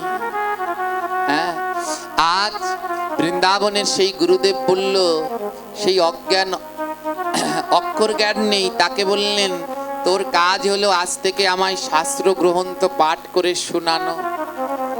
দুই নয়নের জল নিয়ে বাইরে গেলেন, গিয়ে বললেন, হে প্রভু, গুরুদেব আমায় এ কেমন সেবা দিলেন, আমি তো পড়তেই পারি না, কেমন করে গুরুদেবকে এত কঠিন কঠিন শ্লোক শোনাবো। আবার ছুটতে ছুটতে গুরুদেবের কাছে গেলেন, গুরুদেব আমি তো পড়তে পারি না, আমি কেমন করে তোমায় এ কথা শোনাবো। গুরুদেব কি বললেন জানেন? বলে, এমন দুর্লভ মানব জন্ম পেয়ে যদি গ্রন্থ পড়তে না পারিস তাহলে তোর মরে যাওয়া ভালো। আমার সত্যি এ জগতে গ্রন্থ অধ্যয়ন না করলে কোনোদিন গোবিন্দ পাওয়া যায় না। একটু গ্রন্থ পড়তে হয়, অবশ্যই পড়তে হয়। এ জগতে শুনে কারো কথা বিশ্বাস নয়, গ্রন্থ পড়ে বিশ্বাস করবেন, একটু গ্রন্থ অধ্যয়ন করবেন। কত কিছু আমাদের ধর্মে রইল, কিন্তু কিছুই শেখা হলো না। তো একটু গ্রন্থ পাঠ করবেন মাগো। আজ গুরুদেব বললেন, এমন জন্ম পেয়ে যদি গ্রন্থ পাঠ করতে না পারিস তার থেকে মরে যাওয়া ভালো। গুরুদেবের কথাটা মনে বিশ্বাস করে নিলেন, তাহলে মরেই যাই, তাহলে মরেই যাই, তবে সব জায়গায় মরব না। কোথায় মরতে গেলেন জানেন? বৃন্দাবনের রাধা কুণ্ডে। বলে গুরুদেব যখন মরতে বললেন তাহলে রাধা কুণ্ডের জলের মধ্যে ডুবে আজ মরব। রাধা কুণ্ডের জলের ভিতরে ডুবে মরতে লাগলেন সেই শিষ্য। যেই না রাধা কুণ্ডের জলে ডুবে মরবেন, ডুব দিয়েছে, আর উঠবো না এ জল থেকে, আজ ডুবে মরব। দেখছে কেউ একজন হাত ধরে টানছে, কেউ একজন হাত ধরে টানছে, ডুবে মরবে, কেউ একজন হাত ধরে টানছে। সহজ সরল সেই শিষ্য বলল, টেনো না। যে গুরুর কথা রাখতে পারে না তার ডুবে মরাই ভালো, আমি আজ ডুবে মরব। আপনারা যেন আবার কেউ ডুবে মরতে যেন না, গুরুর কথা এমনও আছে কয়েকটা পাগল, আবার ডুবে মরতে যেন না। খালে পুকুরে মরলে হবে না, মরলে রাধা কুণ্ডে আর গঙ্গায় গিয়ে মরবেন। হ্যাঁ, তো ডুবে মরতে গেল রাধা কুণ্ডে, দেখে হাত ধরে টানছে, শিষ্য বলছে টেনো না। একটু পরে অনুভব করলো উপরের দিকে টানছে না। কেউকে বাঁচালে, জলে ডুবে মরলে টানতে হয় কোথায়? আর শিষ্য লক্ষ্য করলো উপরের দিকে টানছে না, টানছে নিচের দিকে। অবাক হয়ে গেল, এ কি, আমি ভেবেছিলাম আমায় বাঁচানোর জন্য কেউ টানছে, এ তো উপরের দিকে টানছে না নিচের দিকে টানছে। টানতে টানতে যখন রাধাকুণ্ডের তলদেশে গিয়েছে, দেখছে যে হাতটি ধরে আছে সে অন্য কেউ নয়, সাক্ষাৎ রাধা রানী।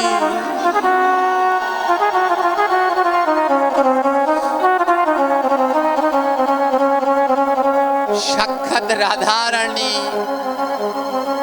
লুটিয়ে পড়লেন, রাধে তোমার এত করুণা। রাধা রানী বলে, এ জগতে যারা গুরুর কথায় বিশ্বাস রেখে এমন ডুবে মরতে যায় তাদেরকে আমি ডুবিয়ে মারি গো। কৃষ্ণ নাম প্রেমে তাদের ডুবিয়ে মারি। হ্যাঁ, রাধা রানী বললেন, ভয় নেই রে, তোর ভয় নেই। তোর গুরুদেব কি বলেছেন তোকে শাস্ত্র পড়ে শোনাতে? এদিকে আগা, সামনের দিকে আগা, জিভটা বাড়িয়ে দে।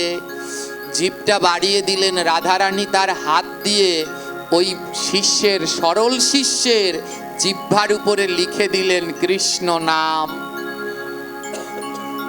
কৃষ্ণ নাম লিখে দিলেন। আর ওই সরল শিষ্যকে রাধারানী বললেন, যা চলে যা, আজ থেকে তোর এই জিহ্বায় কোনো গ্রহন্ত বাজবে না। রাধা কুণ্ড থেকে উঠে আসলেন সেই শিষ্য, গুরুদেবের চরণে প্রণাম করে বললেন, গুরুদেব আমি কোন গ্রন্থ, আপনি আমায় সেবা দিয়েছেন গ্রন্থ পাঠ করে, আমি কোন গ্রন্থ আপনায় শোনাবো? গুরুদেব মনে মনে বলছে, বলে কি, এ তো পড়াশুনো জানে না, গ্রন্থ শোনাবে? পাশে ছিল সংস্কৃত ভাষার মোটা এক গ্রন্থ। শিষ্য নিয়ে ওই সংস্কৃত গ্রন্থ পড়ছেন, আর গুরুদেবের নয়ন থেকে টপ টপ করে জল ঝরছে। হ্যাঁ রে, এ গ্রন্থ তো আমি পড়তে পারি না, তুই কি করে বললি? বল, তোর জিহ্বায় দেখি, তোর জিহ্বা দেখি। গুরুদেব যখন জিহ্বার দিকে তাকালেন, দেখে সাক্ষাৎ জিহ্বায় ভগবান শ্রীকৃষ্ণ অধিষ্ঠান করে আছে।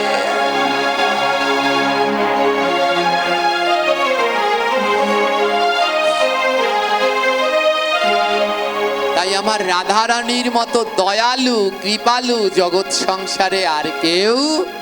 একবার প্রেমছে সবাই বলুন, রাধে রাধে। আজ কি হলো জানেন? রাধারানী রেগে গেলেন। কেন রাগলেন মা? ভগবান শ্রীকৃষ্ণ তার কুঞ্জে আসেনি না, এর জন্য রাধারানী রাগলেন না। রাধারানী রেগে গেলেন কেন জানো? বিরজার উপরে। বিরজার উপরে রেগে গেলেন। রাধারানী বলছে, ওরে বিরজা, তুই আমার প্রাণ কৃষ্ণ চিনলি না? যেই কৃষ্ণের চরণ পাওয়ার জন্যে এই বিশ্ব ব্রহ্মাণ্ডের সবাই ডাকে, আর সেই কৃষ্ণকে দিয়ে নিজের চরণের নূপুর খোঁজাচ্ছিস। রাধারানী রেগে গেলেন, যেই চরণ পাওয়ার জন্য ব্রহ্মাণ্ড কাঁদে, আর তাকে দিয়ে নিজের চরণের নূপুর খোঁজাচ্ছিস। ওরে মূর্খ বিরজা। রেগে গেলেন রাধারানী। আর রাধারানী রাগ হয়ে রওনা দিলেন মা। রেগে গিয়ে রওনা দিলেন, আর সবাই শুনছে রাধারানী রেগে আসছে, রেগে আসছে। তাই আজ কি করলো? ভগবান শ্রীকৃষ্ণকে বুকের মাঝে জড়িয়ে ধরে শুয়ে আছে বিরজা। আজ রাধারানীর কুঞ্জে যেতে দেবে না। বিরজারও 8 জন সখী আছে। বিরজার 8 সখী এসে বিরজাকে বলল, ওরে বিরজা, তুই এখানে কৃষ্ণ জড়িয়ে ধরে শুয়ে আছিস, আর রাধারানী আসছে, আজ আর তোর রেহাই নেই। রাধারানী রেগে গেছে। বিরজা তখন ভয়ে জল হয়ে গেলেন। কি হয়ে গেলেন? জল, নদী হয়ে বইতে লাগলেন, নদীর রূপ ধারণ করে বইতে লাগলেন। বিরজা বললেন, আর আমার ভয় নেই, আমায় আর রাধারানী খুঁজে পাবেন না। বিরজা নদী হয়ে, জল হয়ে বয়ে বয়ে চলে যাচ্ছেন, বলে রাধারানী আর খুঁজে। ভগবান শ্রীকৃষ্ণ বলে, ওরে স্বার্থপর বিরজা, নিজে জল হয়ে চলে গেলি, আমার কথা একবার ভাবলি না। কৃষ্ণ তখন সাপের রূপ ধারণ করলেন। কিসের রূপ? সাপ। কৃষ্ণ তখন সাপ হয়ে ওই বিরজা যে জল হয়ে যাচ্ছে, ওই জলের মধ্যে কৃষ্ণ সাপ হয়ে যেতে লাগলেন। এদিকে রাধারানী ছুটে এসে দেখে বিরজার কুঞ্জে কৃষ্ণ নেই, বিরজাও নেই। ওমা বিরজা কি হয়ে গেছে জোরে বলুন? বিরজা নদী জল হয়ে গেছে, আর কৃষ্ণ হয়ে গেছে কি? সাপ। রাধারানীর চোখ এড়ানো যায়? কৃষ্ণ এবং বিরজা মনে মনে ভাবলেন আমরা সাপ আর নদী হয়ে চলে যাই। রাধারানী চিনতেও, রাধারানীর চোখ এড়াতে পারবেন? জোরে বলুন, পারবেন? কোনোদিনও পারবেন না। রাধারানী দেখলেন ওই জল আর অন্য কেউ নয়, ওটা সাক্ষাৎ বিরজা। আর ওই সাপটা অন্য কেউ নয়, ওটা স্বয়ং ভগবান শ্রীকৃষ্ণ। রাধারানী রাগ হয়ে বললেন, ওরে বিরজা, আমি তোর কোনো ক্ষতি চাই না রে, আমিও চাই তুইও গোবিন্দ সেবায় লাগিস। এ জগতে যারা প্রকৃত কৃষ্ণ ভক্ত তাদের কাজ কি? নিজে ভক্ত হয়ে অন্য কেউ ভক্ত বানায়। তারা চায় না অন্যজন, যদি কেউ এমন চায় তাহলে জেনে রাখবেন সে কোনোদিন ভক্তই না।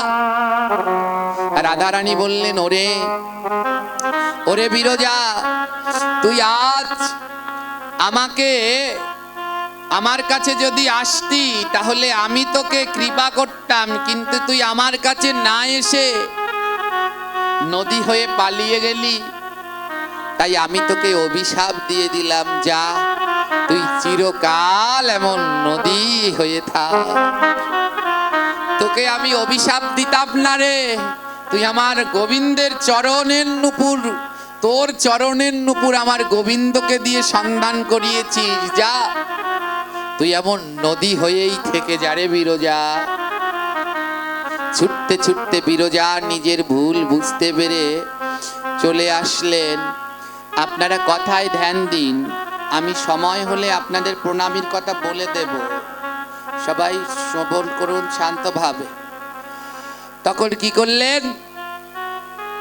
বিরজাকে বললেন, যা তুই নদী হয়ে থেকে যা। তখন বিরজা নিজের ভুল বুঝতে পেরে রাধা রানীর কাছে চলে আসলেন, আর রাধা রানীর কাছে এসে ক্ষমা চাইলেন, হে রাধে, আমায় ক্ষমা করে দাও, বুঝতে পারিনি। হে রাধে, এবারের মতো আমার এই ভুল ক্ষমা করে আমায় কৃষ্ণ চরণ সেবার সুযোগ করে দাও। তোমার মতো তো দয়ালু নেই, কৃষ্ণ চরণ সেবার সুযোগ করে দাও। রাধারানী বললেন, তবে যাও বিরজা, এই গোলক বৃন্দাবনে তোমার নাম বিরজা, আর যখন তুমি নিত্য বৃন্দাবনে যাবে তখন তোমার নাম হবে যমুনা। তুমি যমুনা হয়ে বৃন্দাবনে প্রবাহিত হবে, আর আমার শ্যাম সুন্দর ওই যমুনার জলে তোমার চরণ ভিজিয়ে স্নান করবে, তখন যমুনা তুমি ধন্য হয়ে যাবে।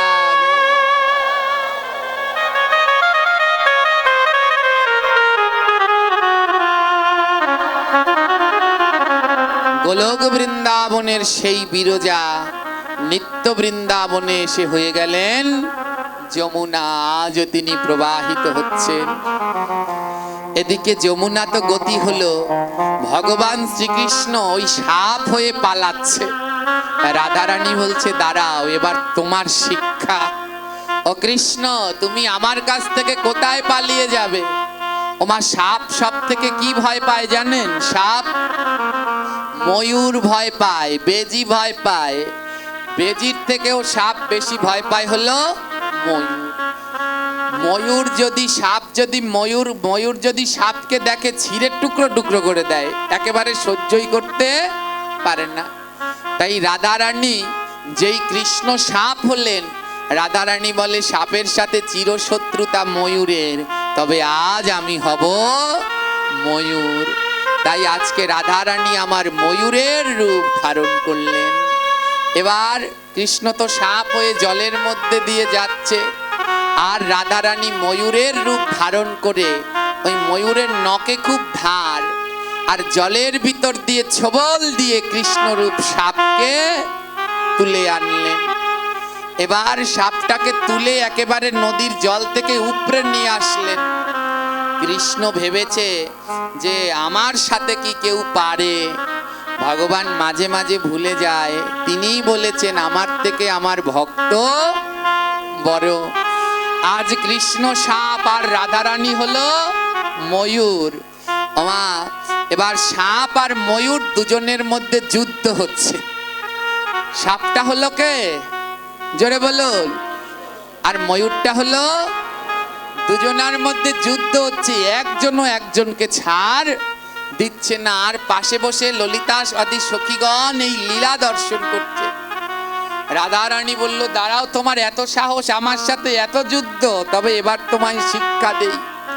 এই বলে রাধারানী সাপটাকে ঠোঁট দিয়ে ধরলেন। এবার ধরলেন কোথায়? ঠোঁট দিয়ে কামড়ে ধরে সাপটাকে আছাড় মারলেন। এমনি করে 1, 2, 3 তিনটি আছাড় মারলেন। সাপটা হলেন স্বয়ং ভগবান কৃষ্ণ। আর ময়ূর রূপে রাধারানী সাপকে ধরে 3টি আছাড় মারল। যেইখানে রাধারানী ময়ূর হইল, যেইখানে রাধারানী ময়ূর হইল, কৃষ্ণরূপী সর্পকে আছাড় মারিল, কৃষ্ণরূপে সর্পকে আছাড় মারিল, 1 নয় 2 নয় 3 আছাড় মারিল। 1 নয় 2 নয় 3 আছাড় মারিল। 3 আছাড় খেয়ে কৃষ্ণ ত্রিভঙ্গ হলো। 3 আছাড় খেয়ে কৃষ্ণ ত্রিভঙ্গ হইল। বাবা, রাধারানী 3টি আছাড় মারলেন। সাউন্ড বাড়িয়ে দেন। আর 3টি আছাড় মারার পরে কৃষ্ণ আর মাথা তুলে দাঁড়াতে পারছেন না। আজ কৃষ্ণ নিজের রূপে ফিরে এসে বলছে, আমি হার মানিলাম রাধারানী, হার মানিলাম রাধারানী, মানিলাম রাধারানী। হার মানিলাম রাধারানী। কৃষ্ণ বলছে, আমি হার মেনে গেলাম তোমার কাছে। সখীগণ বলে, এমন হার মানি না, এমন হার মানি না, যেই হারের প্রমাণ নাই সেই হার মানি না। যেই হারে প্রমাণ নাই সেই হার মানি না। সখীগণ বলছে, ওরে চাতুরা কৃষ্ণ, তুমি হার মেনেছো, তার প্রমাণ রাখো। কৃষ্ণ বলে, এই যে দেখো, রাধারানী আমায় 3টি আছাড় মারলো, আমি আর সোজা হয়ে দাঁড়াতে পারি না। ওমা, তাকান কৃষ্ণের দিকে মন্দিরে। কৃষ্ণের, রাধারানীর আছাড় খেয়ে কৃষ্ণের 3 অঙ্গ ভেঙে যায়। কয় অঙ্গ? 3টি অঙ্গ ভেঙে যায়। তার ঘাড় ভাঙা হলো রে। হার ভাঙা হলো রে। যেমন ঘাড় ভাঙা। আর কোন অঙ্গ ভাঙলো? তার কোমর ভাঙা হলো রে। কোমর ভাঙা হলো রে। ও তার চরণ ভাঙা হলো রে। চরণ ভাঙা হলো রে। 3 অঙ্গ ভেঙে গেল, ঘাড় ভেঙে গেল, কোমর ভেঙে গেল। তাই রাধারানী নাম রাখিল। রাধারানী নাম রাখিল। ওই 3 অঙ্গ ভাঙিল, রাধারানী নাম রাখিল। 3 অঙ্গ ভাঙিল, রাধারানী নাম রাখিল। বলে, আজ থেকে ত্রিভঙ্গ, আজ থেকে ত্রিভঙ্গ। শোনো শোনো শ্যাম সঙ্গ, আজ থেকে ত্রিভঙ্গ। শোনো শোনো শ্যাম সঙ্গ, আজ থেকে ত্রিভঙ্গ। এই দিন থেকে ভগবান কৃষ্ণ ত্রিভঙ্গ হয়ে গেলেন। তাই তার আরেক নাম হলো ত্রিভঙ্গ মুরারি। তাই ভগবানের 3 জায়গায় ভাঙা। এবার সখীগণ বললেন, এই প্রমাণে কাজ হবে না, আর একটা প্রমাণ রাখতে হবে। তুমি যে রাধারানীর কাছে হার মেনেছো, তার আরেকটা প্রমাণ রাখো। তখন কৃষ্ণ বলল, শোনো সখীগণ, ময়ূর রূপে হারিলাম শ্রীরাধার কাছে। ময়ূর রূপে হারিলাম শ্রীরাধার কাছে। তাই ময়ূর পালক কাছ থেকে রাখিব যে মাথে। ময়ূর পালক কাছ থেকে রাখিব যে মাথে। হ্যাঁ, বলে, আসতে ময়ূরের কাছে আমি হেরে গেলাম, তো তাই এই ময়ূরের পালক আজ থেকে আমি আমার মাথায় রেখে দেব। ওমা, যে যার থেকে যে বড়, তাকে তো তার মাথার উপরে রাখে, ঠিক কি না? বলুন, মা দুর্গার চরণের কাছে কৃষ্ণকে রাখা যাবে? কৃষ্ণকে রাখতে হবে কোথায়? তার মাথার উপরে বড়। তাই আজ রাধারানী, ভগবান কৃষ্ণ বললেন যে রাধারানী যে আমার থেকে বড়, তার কাছে আমি হেরে গেলাম, তার প্রমাণ স্বরূপ আজ থেকে সেই ময়ূরের পালক আমি মাথায় ধারণ করে রাখলাম। সেই থেকে প্রাণ গোবিন্দ ময়ূর পুচ্ছ পরে। সেই থেকে প্রাণ গোবিন্দ ময়ূর পুচ্ছ পরে। বলে, আজ থেকে জেনে রেখো রাধি রাধার ধারে। আজ থেকে জেনে রাখো রাধে আজ থেকে জেনে রেখো হারি রাধার ধারে, সেই দিন থেকে গোবিন্দ আমার ময়ূরের পালক মাথায় পড়ে। মা এমনিতে গোবিন্দ ময়ূর পালক মাথায় দেয়নি, ময়ূরের থেকেও সুন্দর অনেক পাখির পালক আছে, কিন্তু ময়ূর রূপ ধারণ করেছে বলে রাধা রানীর সেই প্রেমের কাছে হেরেছেন বলে সেদিন থেকে মাথায় পড়েন। আর সেই দিন থেকে ভগবান ত্রিভঙ্গ তিন জায়গায় ভাঙা হয়ে যায়।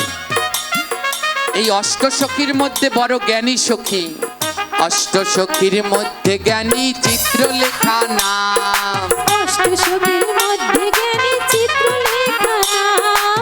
চারদিকে ঘুরে ঘুরে করে অন্বেষণ, চারদিকে ঘুরে ঘুরে করে অন্বেষণ। চিত্রলেখা সখী চারদিকে ঘুরে ঘুরে দেখলেন যখন ভগবান কৃষ্ণ সাপ হলেন আর রাধারানী যখন ময়ূর হলেন, এই ময়ূর হয়ে যখন ওই ধরেছেন না নখ দিয়ে খামচে ধরেছে, আমার নখ দিয়ে খামচে ধরলে কি হয়, ফুটো হয়ে যায় না।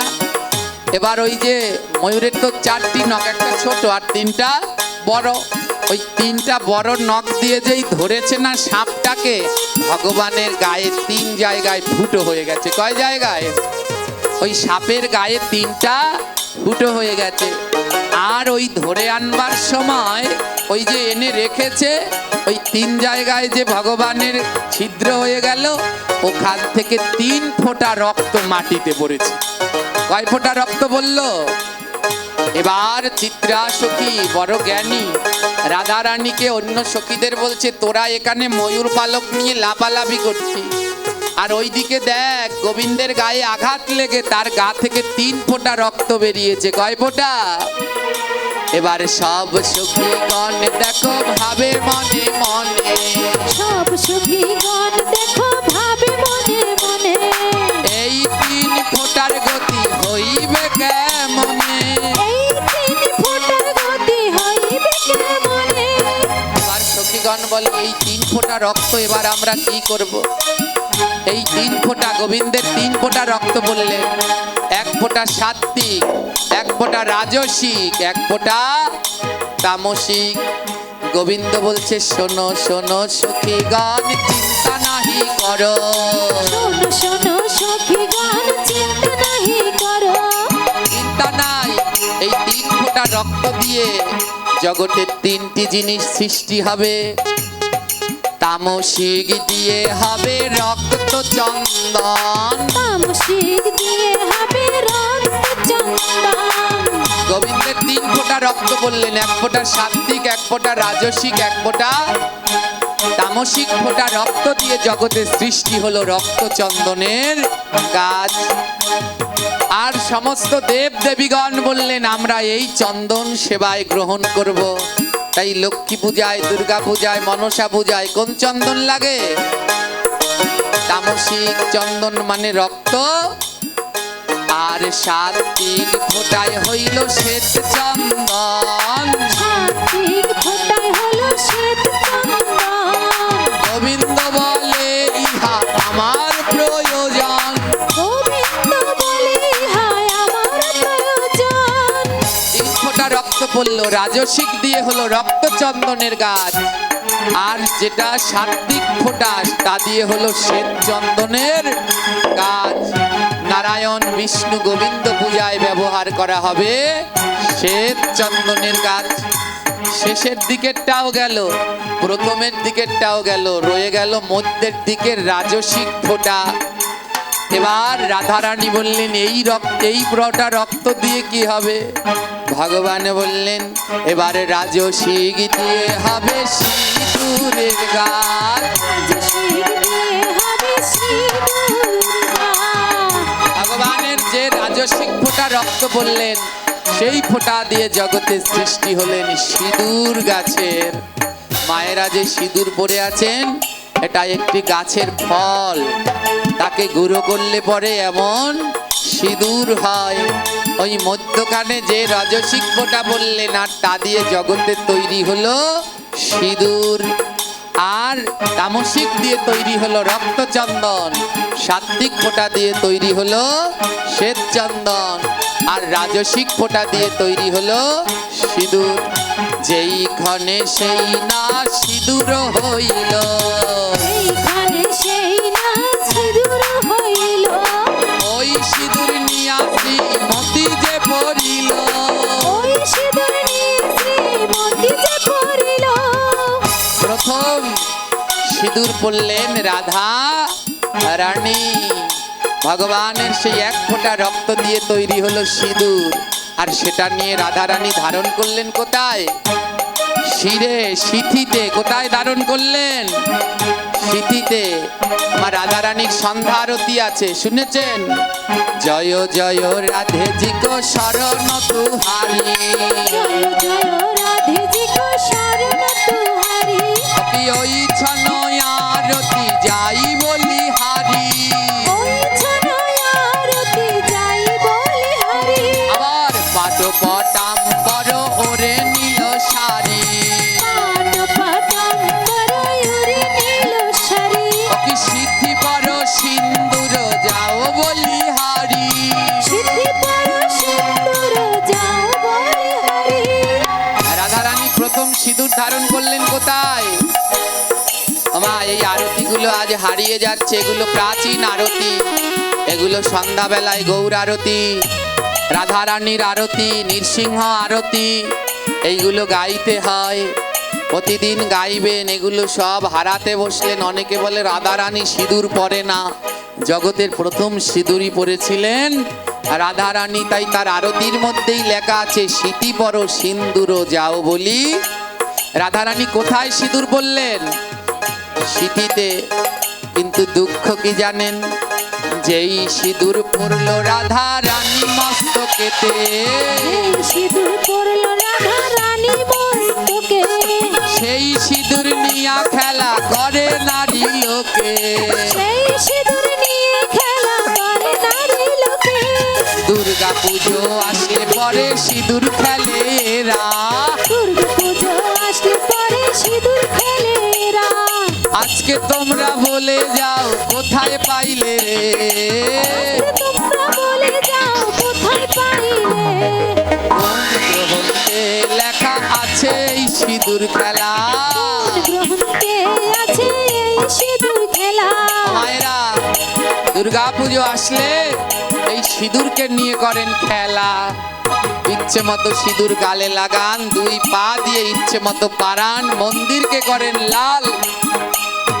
এই পাপের শাস্তি একদিন না একদিন গুনে গুনে পেতে হবেই হবে, রেহাই পাবেন না। সিঁদুর কোনো খেলার জিনিস নয়। রাধারানী পঞ্চয়ঙ্গে সিঁদুর ধারণ করলেন। এই সিঁদুর 5 জায়গায় ধারণ করতে হয়। কয় জায়গায়? প্রথম ধারণ করতে হয় ললাটে। ললাটে ধারণ করার সময় বলতে হয় ওম কেশবায় নমঃ। দ্বিতীয় ধারণ করতে হয় কণ্ঠে, বলতে হয় ওম গোবিন্দায় নমঃ। দ্বিতীয় ধারণ করতে হয় শঙ্খে। তৃতীয় কপালে কেশবায় নমঃ। তারপরে তৃতীয়তে কণ্ঠে গোবিন্দায় নমঃ। আর সিঁথিতে বলতে হয় ওম কৃষ্ণায় নমঃ। তারপরে ধারণ করতে হয় শঙ্খে, শাখায়। শাখায় ধারণ করতে বলতে হয় ওম মধুসূদনায়। আর সর্বশেষ ধারণ করতে হয় বস্ত্রে, শাড়ির আঁচলে, তখন বলতে হয় ওম মাধবায় নমঃ। সিঁথিতে সিঁদুর পরলে স্বামীর আয়ু বাড়ে, যত লম্বা করে পরবেন তত স্বামীর আয়ু বাড়বে। কপালে সিঁদুর পরলে স্বামীর মন্দ কপাল খুলে যায়। শাখায় সিঁদুর পরলে, শাখা হলো বাপ মার দেয়া সম্পদ। শাখাটা কোন বাড়ি দিয়ে এনেছেন? বাবার বাড়ি। তাই শাখায় সিঁদুর পরলে বাবার ভাইয়ের মঙ্গল হয়। আর শাড়ির আঁচলে সিঁদুর পরলে, শাড়ি মায়ের শাড়ির আঁচলে কার স্থান? সন্তান। তাই শাড়ির আঁচলে সিঁদুর পরলে সন্তানের মঙ্গল হয়। এই 5 জায়গায় সিঁদুর পরতে হয়। সিঁদুর পরার পরে 2টি শাখা এক করে প্রণাম করতে হয়। আর প্রণাম করে বলতে হয় শিরভূষণ সিন্দুরম কর্পূরায় বিবর্ধনম সর্বরত্নাকরম পুষ্পম সিন্দুরম পতিগৃহোত্তমম। এই বলে প্রণাম করতে হয়। দুঃখ আজ সেই সিঁদুর নিয়ে দুর্গা পুজোয় কালী পুজোয় করেন সিঁদুর খেলা, আর কপালে নাই সিঁদুরের এক ফোঁটা গোলা, সব টিপ পরে বসে আছেন। এগুলো অপরাধ। অন্য জায়গায় টিপ পরে যান, কিছু বলবো না, ভাগবত পাঠে অন্তত সিঁদুর পরে আসুন, মন্দিরে অন্তত সিঁদুর পরে আসুন, নইলে কিন্তু আর ক্ষমা হবে না। যত করবে চালাকি পরে বুঝবে আর ক্ষমা। এখন বর্তমান মায়েরা বলে ওই সিঁদুর পরলে আমাদের চুলকায়, অ্যালার্জি। ওই যে দেখো আগিলা দিনের মায়েরা, ওনারা এখনো সেই গোল করে সিঁদুর পরছে, ওনাদের এত অ্যালার্জি নাই, তাই ওনারা ওনাদের স্বামীকে নিয়ে অনেক ভালো আছে। এখন সিঁদুর পরলে অ্যালার্জি তো, তাই নিত্যদিন গন্ডগোল লেগেই থাকে। হ্যাঁ জয়নি, তাই এইভাবে জগতে সৃষ্টি হলো সিঁদুর, শ্বেতচন্দন এবং রক্তচন্দনের গাছ। সবাই এমনিভাবে পঞ্চ অঙ্গে সিঁদুর পরবেন। আপনারা যখন স্কুল কলেজ অফিস আদালতে যান টিপ পরুন, নিষেধ করব না। ভগবানের মন্দিরে আসুন, তখন অন্তত একটু সিঁদুর পরুন। এটা না হলে আর কোনো রেহাই পাবেন না। এই কথাগুলো আমাদের এই গ্রন্থের ভিতরে রয়েছে। অনেকে এই গ্রন্থ মাদারীপুর থেকে নিয়েছেন, যখন পাঠ করেছি একটু পড়বেন। এগুলো এর মধ্যে দেয়া আছে, এই আরতি কীর্তনগুলো সব দেয়া আছে, একটু না পড়লে শিখতে পারবেন না। ওই যে গুরুদেব বললেন, এমন জন্ম পেয়ে যদি না পড়ো তাহলে জলে ডুবে মরো। তাই একটু গ্রন্থ পড়ুন, নালে এ জীবন বৃথা চলে যাবে। এইভাবে জগতে তিন জিনিস হলো, এইভাবে জগতে তিন হলো, আর প্রেমানন্দে বদন ভরে হরি হরি বল। প্রেমানন্দে বদন ভরে হরি হরি বল। এবার যাদের প্রণামী দেওয়ার ইচ্ছা, আপনারা যারা যারা ইচ্ছা এখন প্রণামী নিন। এবার রাধা কৃষ্ণ দুই জনার মিলন হইল, রাধা কৃষ্ণ দুই জনের মিলন হইল, বদন ভরিয়া একবার গৌর হরি বল। হরিয়া একবার হরি বল। জয় জয় উলু ধ্বনি সবাই মিলে কর। জয় জয় কেউ উঠবেন না, যে যার জায়গায় বসুন, উঠবেন না। জয় জয় উলু ধ্বনি নারী গণ কর। জয় জয় ধনী নারী গণ কর। এইখানেতে রাধা কৃষ্ণের মিলন হইল, এইখানেতে রাধা কৃষ্ণের